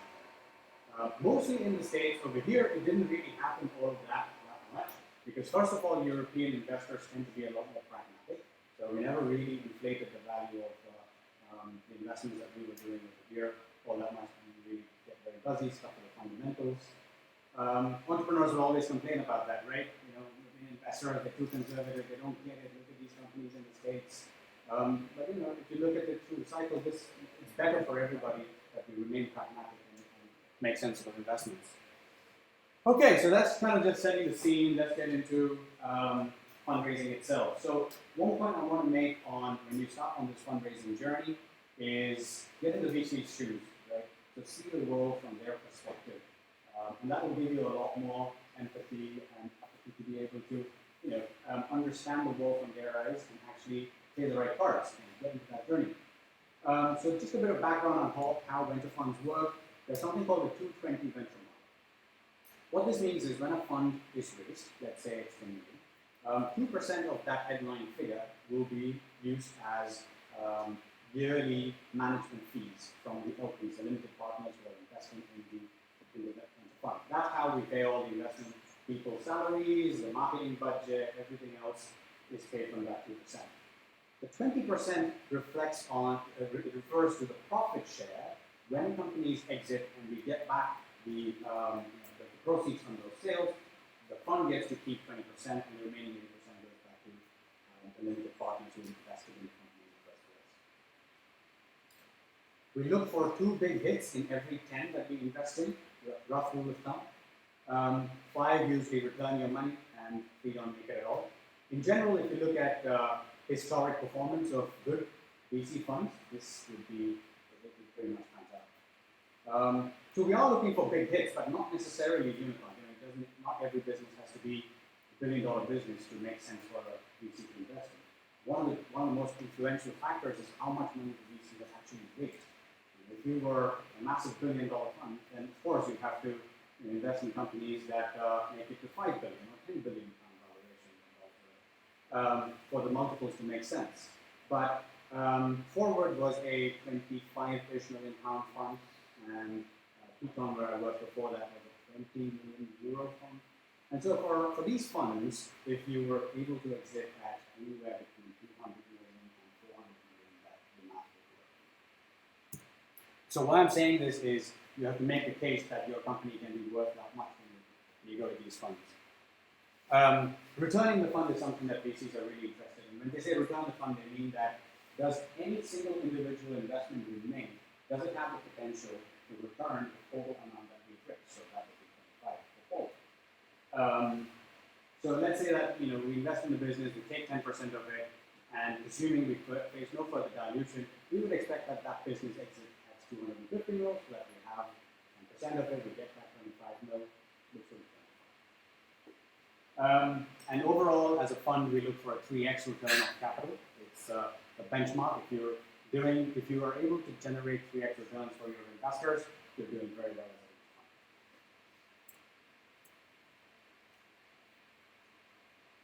We have to do deals. Sorry, just on that 3% 3 times return, is that over 1 year? No, so that's generally over 10 years. Yeah, so most VC funds are 10-year funds. If you were in private equity or any type of investment, the time value of money would count a lot, and you would actually be reporting returns on IRR rather than multiple on capital invested. But in VC, we just look at that because every fund is the exits come at different times. And to report IRR, you have to wait a few years. Okay, so we have to do deals, right? So it's just a given. We've said to all of our LPs, we're going to do X number of investments, we're going to deploy your capital, and we're going to make some returns. So we have the pressure to make regular investments. We're not just sitting there waiting for the next latest slam dunk from one to make investments. But they have to be investments that fit. The other thing that most VCs tell their LPs, their investors, is that we will make investments in such and such category. Most funds do. Either at Forward it was we only make e-commerce, or marketplaces or related software companies. Right? So if you happen to be something outside of that, I don't know, starting a restaurant chain or something, just imagine that's no matter how amazing it is,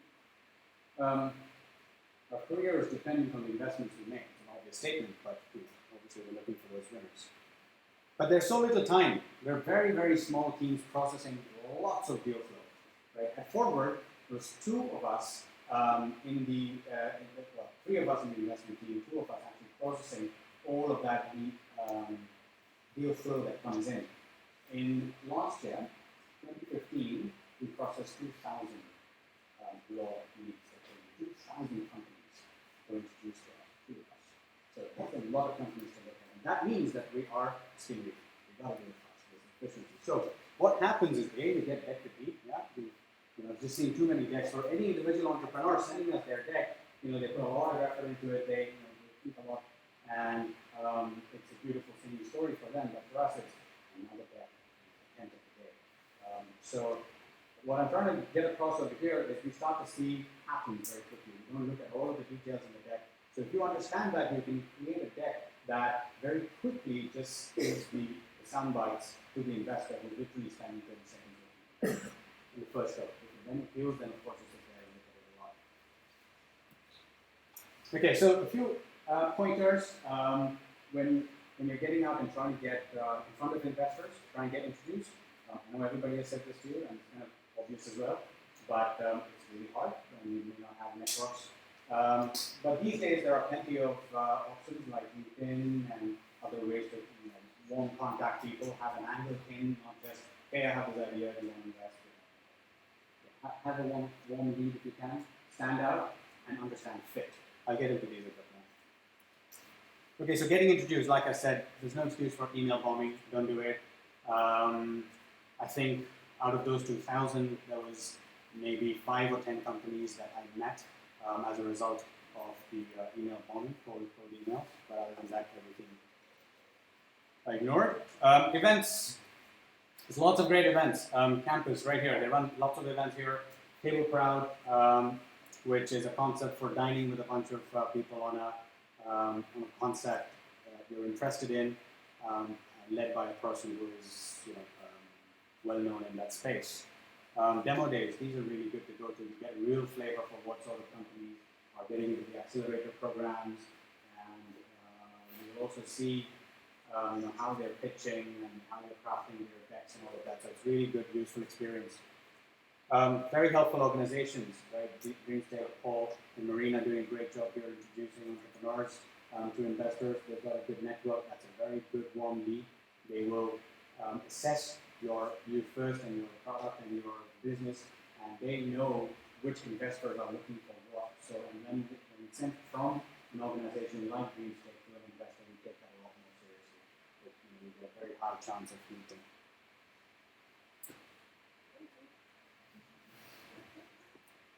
Angel list notifications. So this actually worked as a good tool for me, a really good tool actually. So if you're not on Angel list and you're trying to get attract attention of investors, get on Angel list. Because I had all my alerts set up. I had LinkedIn startups, e-commerce businesses, looking for a certain amount of funding, and I used to get a regular feed of alerts. And those are very much exactly what I'm looking for, so I'm going to do action. Every investor does this. So put yourself on Angel list. Office hours. A lot of funds run office hours. At Forward Partners, we used to run office hours. Well, they still do. Every month, it's a short meeting, 15 minutes, face to face. But you get to get in there, get in front of the investor, and see what their first reactions are like. Fit. So what do I mean by fit? So I referred earlier to every fund investing in specific areas. So it could be either teams, it could be stages, it could be sectors. But every fund will have some sort of a thesis that they're investing in. And it is very unlikely that they will invest in your company if it does not fit. So it is really important to understand that fit and craft your pitch, the words to not fake it, but you save yourself a lot of time as well if you just went to the right investors you want to invest in working on.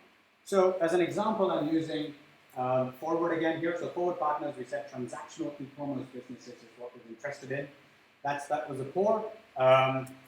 But in terms of features of businesses that we liked, there were a few things, and there were things like mass customization. We love the idea of mass customization. And a great example is made.com. Right? So you use small batches of beautiful furniture, but it's customized to what people want, and it's limited editions.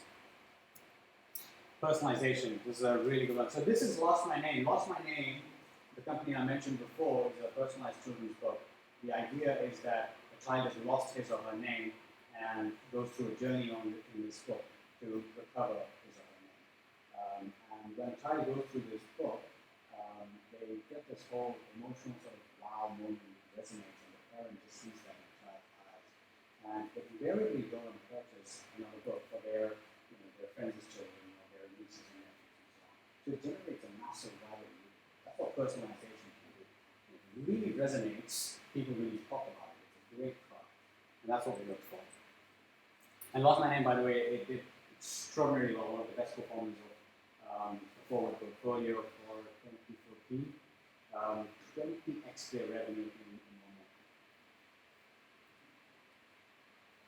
We like companies that involve their customers. So it's all about, not keeping yourself in a cave and building a product based on some imaginary problem that you see, but involving your customers throughout the journey.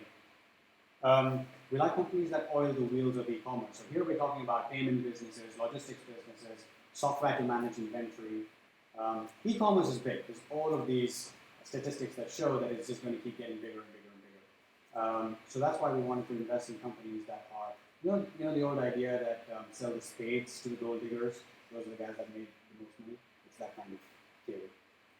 Great marketplace opportunities, vertically integrated business models. So this is a thesis where companies are taking control of the end-to-end value chain, all the way from the customer-facing sales front end through to the design and manufacturing of the product, through to sourcing materials. If you can do that, then you're actually controlling the overall quality and experience of the end customer is getting. Poster child for this type of business model is a business in the States called Walton Parker, that we do eyewear, they do very well on this kind of model. Another business called Bonobos, which does menswear, also the same type of model. And we invested in a business called Spoke in London that does that for men's shoes. Capital efficient and inventory light models. I guess the best example here was a business called Thread.com. Anyone use Thread? Yeah, cool. So it's a style and outfit recommendation app for men. So it understands what your style preferences are, helps you discover new styles, and helps you basically stay looking sharp, looking stylish, whatever it is, based on an algorithm that really understands your preferences. It's got no inventory, right? It's just recommending other people's products. It sends orders off to these people who have stock in big warehouses. They handle all of that fixed cost. And Thread just gets to make a very inventory-like business model and commission on that. Strong brand potential is always very important. So, fundraising is a beauty pageant. It's just the way it is. So you should just embrace it. Right? So all the investors, they talk about the best companies that are fundraising right now. Word spreads, just go around, and they talk about the best companies they've seen. They're voting for the best companies. So make sure you've got your talks ready. What do you need? You need a 3 to 4 paragraph email summary that's really catchy. I'll go into what is a great summary and what not. Short and sweet investor deck, financial model, and KPI dashboard.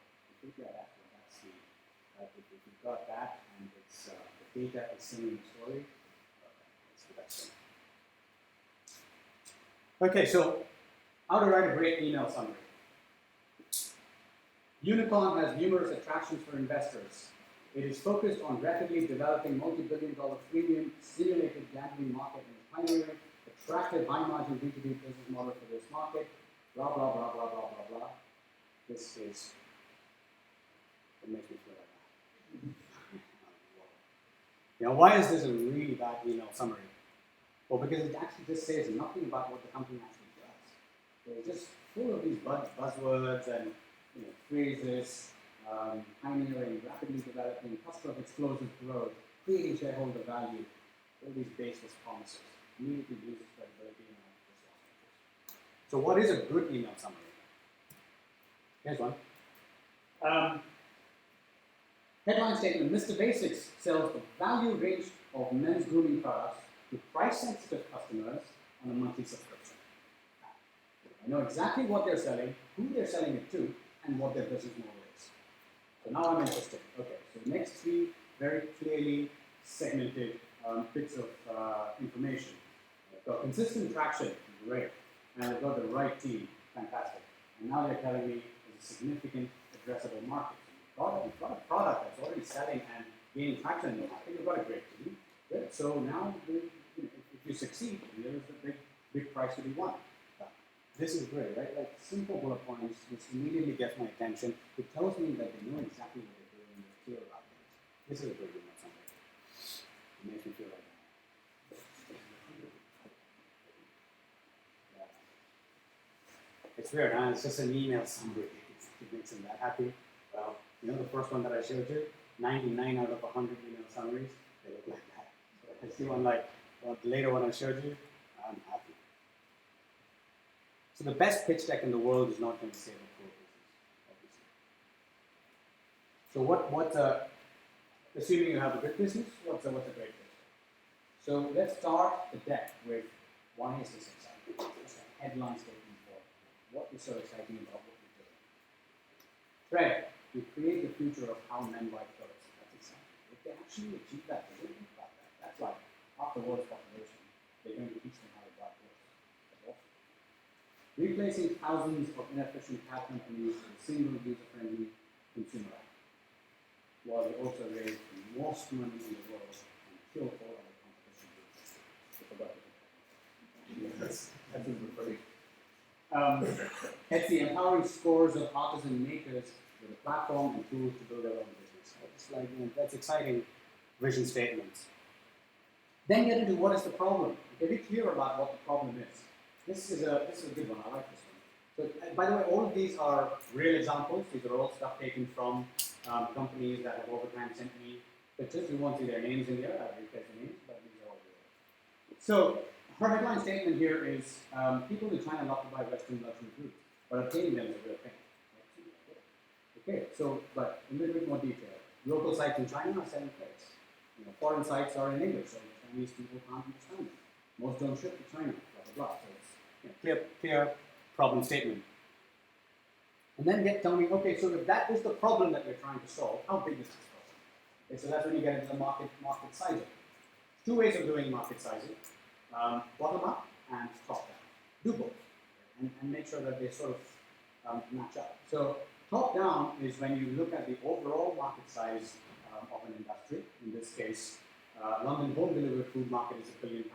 And work your way down to if you, for certain reasons, took X% of those chunks, what will you end up with? You can read through this, I'm not going to read it out, but eventually you get your £100 million revenue on your basis if you follow the logic there. And then do the bottom-up bit, which is to say if we had X amount of resources, whether that was marketing dollars or manufacturing people or whatever it may be, that the ground level of resource that you have to create your product and distribute it, if you had that, then what will you end up with as a size of business? So in this example, average takeaway delivers 100 meals a night using 5 drivers, each delivering 5 orders an hour and working 4 hours a night. So that's the kind of math. Work the logic out, and in this case, it turns out to be a £75 million revenue business. More or less the 100 million that we got from the top down. That's useful. Okay, so once you've said what's the problem, how big is that problem, so what is your solution? What is your unique solution? So what is your slice for it? You have to have obviously an amazing product, and you have to show how it really solves the problem. If it's already out in the market and people are buying it and they're loving it, great. Otherwise, a demo, whatever you can do to make it real for investors.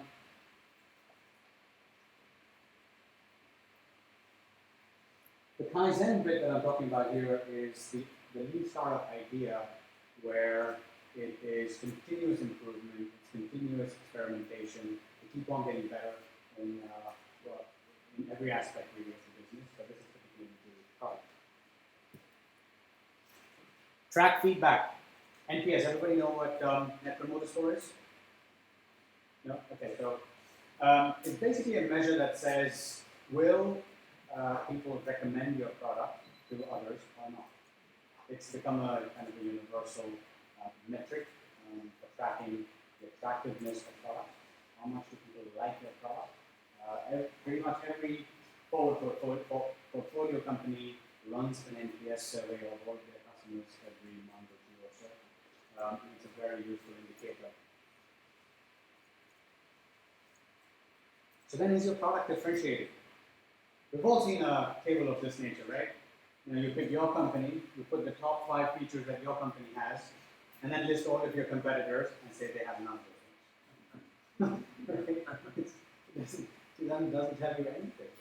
So what you should start with is, what are the 5 features that customers prize the most? Okay? And on those 5 features, how are you doing and how are your competitors doing? It's called a user perceived value chart, and it's actually super useful as a business analysis tool, as well as to show investors and others how you are differentiated. All right. So have you got validation? If you were raising a seed round, which can be up to 500K, the validation, well, I'll put it this way. You can raise a 500K round based on fantastic founders, an exciting market opportunity, an awesome vision, and maybe showcasing the ability to execute from past things that you've done. Okay, you may typically have a bit of early traction, but the unit economics will not be that great. When I say unit economics, I mean how much does it cost to acquire a customer, how much are you making from that customer, and is that a profitable transaction on a unit basis? Investors get obsessed with this thing, the unit economics of it all. Not so much in the seed stage, because seed, as I said, we're investing in founders and market opportunity and what could be a great vision, but I'll come on to the next bit. Which is, if you're raising a Series A, it is all about the unit economics. Okay? Unit economics need to make sense. There's lots of businesses out there that they may be growing, but they're growing very unprofitably. And I'm not talking about profitable as a business. You can have quite a bit of fixed cost, which investors will tolerate, but you need to be profitable on a per sale basis. Every sale you make, take away all the direct costs that go into making that sale, needs to return you a positive contribution margin. That's positive unit economics, and that's important to achieve when you're going out for a Series A raise. Rule of thumb: when are you ready for a Series A? Lots of entrepreneurs ask me this. And we say, when you've got £1 million run rate revenue, which means 80K a month of revenue, and growing at 20% month on month, you're ready for a Series A. You'll find plenty of examples out there where people have raised money with not nearly as much growth or not really as much revenue, or with tons more of it. But as a rule of thumb, the median would be that. And there's a few metric stuff. And basically, you need to be able to show them that the dollars that you're raising from them, you're going to put it into the marketing funnel. It's going to funnel down and fuel profitable growth. So that's going to be a key question. What are you going to do with this money to grow your business 5x or whatever it is that you're asking for? Talk about your sustainable competitive advantages. Okay, are you the fastest? Are you the biggest? Are you the cutest? Why are you better? Classic competitive advantages, right? Network effects. This is the most powerful. Literally a VC red dream. If you've got network effects, that's why Airbnb is so valuable. That's why Snapchat is so valuable. That is why Instagram, WhatsApp, they're all so valuable because they have become the platform for whatever the type of transaction it is that they're doing. Right? If it's Airbnb, all the people who are looking for accommodation want to go immediately to Airbnb because they know that that's where the maximum number of hosts are, and all the hosts want to list on Airbnb because they know that that's where the maximum number of renters are going to be, And this creates maximum choice, best pricing, greatest liquidity, fastest throughput. And they just become monopolistic businesses if they have network effects. And so that's a fantastic advantage to have. Lock-in and switching costs. So there's a number of different types of lock-in. So traditionally, lock-in would be contractual. So if you buy my software, you have to be locked into this whatever monthly premium that you're paying for 2 years or whatever. Those kind of contracts have gone away now, but there's other forms of lock-in. You think about eBay, for example, right? Any seller's reputation resides on eBay. They've got all of those rankings, they've got all of those revenues, it all lives inside eBay. That seller can't take all of that reputation information and go elsewhere. So that creates lock-in. He's locked into that platform. He wants to utilize that reputation that he's created, he's got to stay there. Brand value, very valuable. Very hard to pin down, very hard to say how to create a brand or how to value a brand, but we all know one and we see one. So it's hard to do it, but if you can, it's great value. Specialized knowledge, economies of scale are the classic one. The last one, at least, is not very common with modern tech startups. Maybe something like that men's grooming products business in the States that went and bought a massive factory in Germany and now they just have massive scale, and that's hard to beat. Okay, I had a few examples there, but why you, right? And I think it would be amazing if a team said, we've got the brains of this guy and the balls of that guy, you know? It would make a very great team, right? Imagine these two together. So it's essentially looking for the features that we think lead to success and making sure that they exist inside a team. For me, a few things are domain expertise, really important, especially if you're starting in complex markets. Domain expertise is very important. We don't necessarily mean, it's actually more domain knowledge, right? It doesn't have to be experience, as in you haven't spent 15 years in insurance, it's fine. As long as you have maybe done a lot of research to really understand that space better than anyone else, right? Great charisma and leadership. Attracting talent is very difficult for startups. You have to have a senior management team, founders who have charisma to take people on that journey. I mean, they've got nothing, you know, they've got an idea, they've got a basic product, hardly any traction. Why would anyone come to work for you? Why would anybody invest in you? Why would anybody partner with you? You have leadership and charisma. Honey badgers. So never, you know, this is where just don't be afraid of that, just badgering and getting what you want at the end of the day. Really useful skill to have. Having a great financial model, super important, right? You have to make reasonable assumptions, make it out to 3 years. 3 years is actually a bit much, maybe 2 years. Have really good notes in the financials that any layman can understand your thinking as to how you got to. It's important that you show them how you got to your variables, your assumptions you're making, how you got your conversion rates, the average order values, whatever it is that's in the numbers. Show how it came back. Make it easy to do sensitivity analysis. When you send it to a VC, we're going to play with those numbers. We're going to cut the conversion rate by half, or increase the average order value by 2, put 2 times as much staff in the model, and see what happens. And make it easy for us to do that, because then we get a better understanding of the business. And a KPI dashboard, like I said, that's all the metrics. That's really useful if you have it. At the meeting, right? So Oops is a venture capitalist, is what I thought I was going to meet, but it's a culture capitalist. Be aware of the terms. We're not going to talk too much about terms today, we don't have the time, but let me know the whole thing. So at the meeting, keep it conversational. Just don't be too formal and stuff. When you build a rapport, when you build a relationship with that meeting itself, it's great. Throw insights, the VC almost always does not have as much knowledge about your market as you do. You're the expert. So we're looking to you for all those insights. Give us those insights that are non-obvious, that only a deep expert or a person with deep knowledge in an industry will know. Maintain the right confidence balance. I've sat in pitches where entrepreneurs are just way too cocky, overconfident. That doesn't really sit very well. And also also in other pitches where there's a complete lack of it. And so there's no response to the questions that you're asking, and it doesn't flow so well.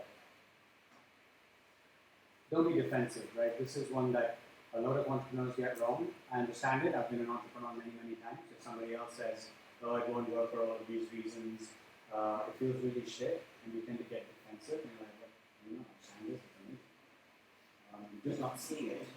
It's a common mistake. But the problem is that investors, it's their job to poke holes. And once they poke all of these holes and it still stands up, then they can invest in it. And ask great questions.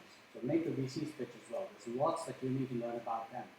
Make sure that, a lot of entrepreneurs will say, when the VC says, well, what is it that you want from us? They say, oh, we want the best partners, or we want the most knowledgeable investors. You say, well, what does that mean? And it's the same. So I would say it is important. This is like, it's more permanent than an average. If an average tech startup takes 8 to 9 years to exit, there is no breakup. You're together for that whole journey. So make sure you take the right investors on board. Last point, cover your Achilles heel. So in every industry, every business model that I've seen, the venture industry just very quickly converges to a few points on why a certain business model will not work. So here's a few examples. And so make sure you have answers to those questions, right? So if people say, yeah, we're a gaming business, we have a fantastic kit. The question is going to be, well, okay, so how do you make it next? And we can't invest in a single gaming kit or a single book package. We need to invest in a studio that has the DNA, the ability to continuously produce it. So how do we do it? These are examples, by the way, so what I'm giving you here are common questions for these sort of industries. We're a concierge app, the economics suck. How are you going to address that? We're a new ad technology business. Most of them just have incremental innovations. It's very easy to become a successful SME. How do you kind of blow out success? We're a payment service. Well, there's only 2.5% of margin in the entire value chain. The issuer takes half of it. The merchant bank takes the other half. How do you make any money? We're a marketing app. Have you seen the market map for your industry? It grows exponentially, so really sit on that. Okay, good luck.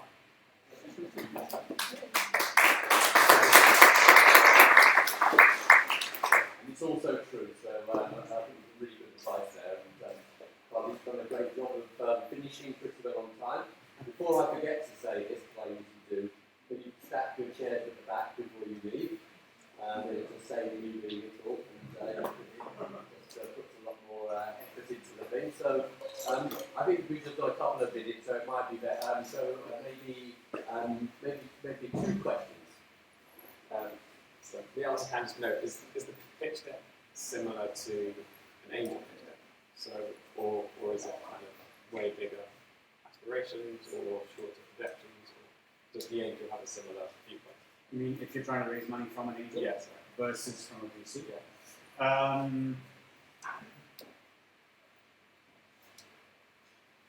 Angels tend to make decisions a bit more from their heart.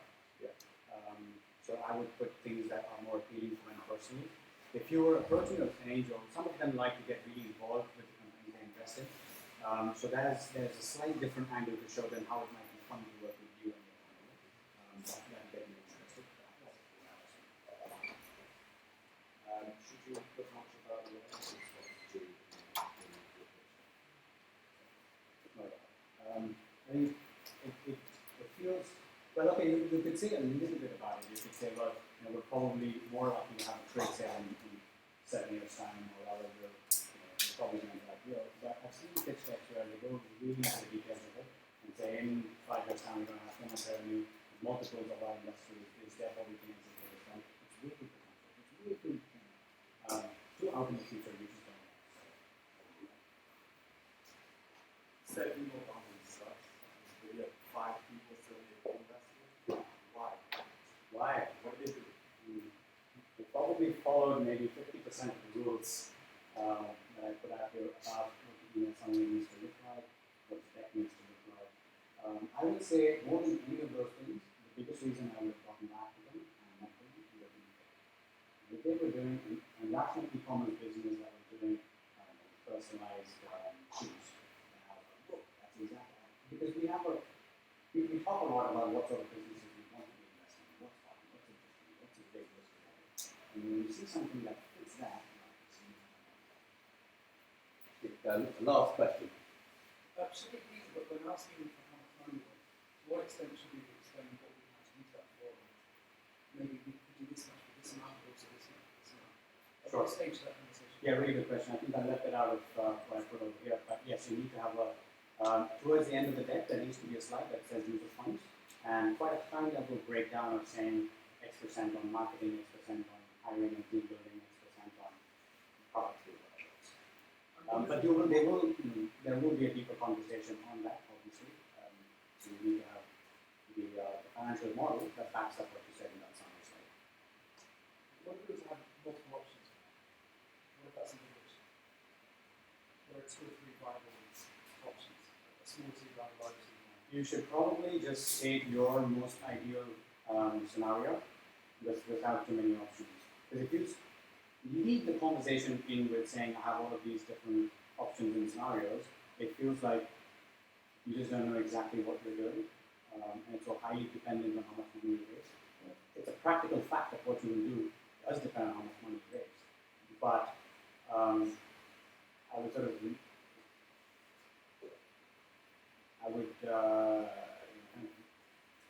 I leave that to later conversations when we're in that first meeting. Okay, guys, I think What kind of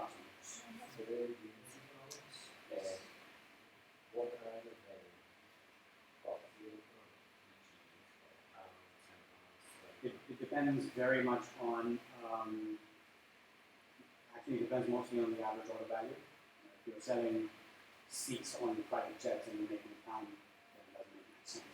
But if you're selling e-commerce, beauty products and £10 average order value,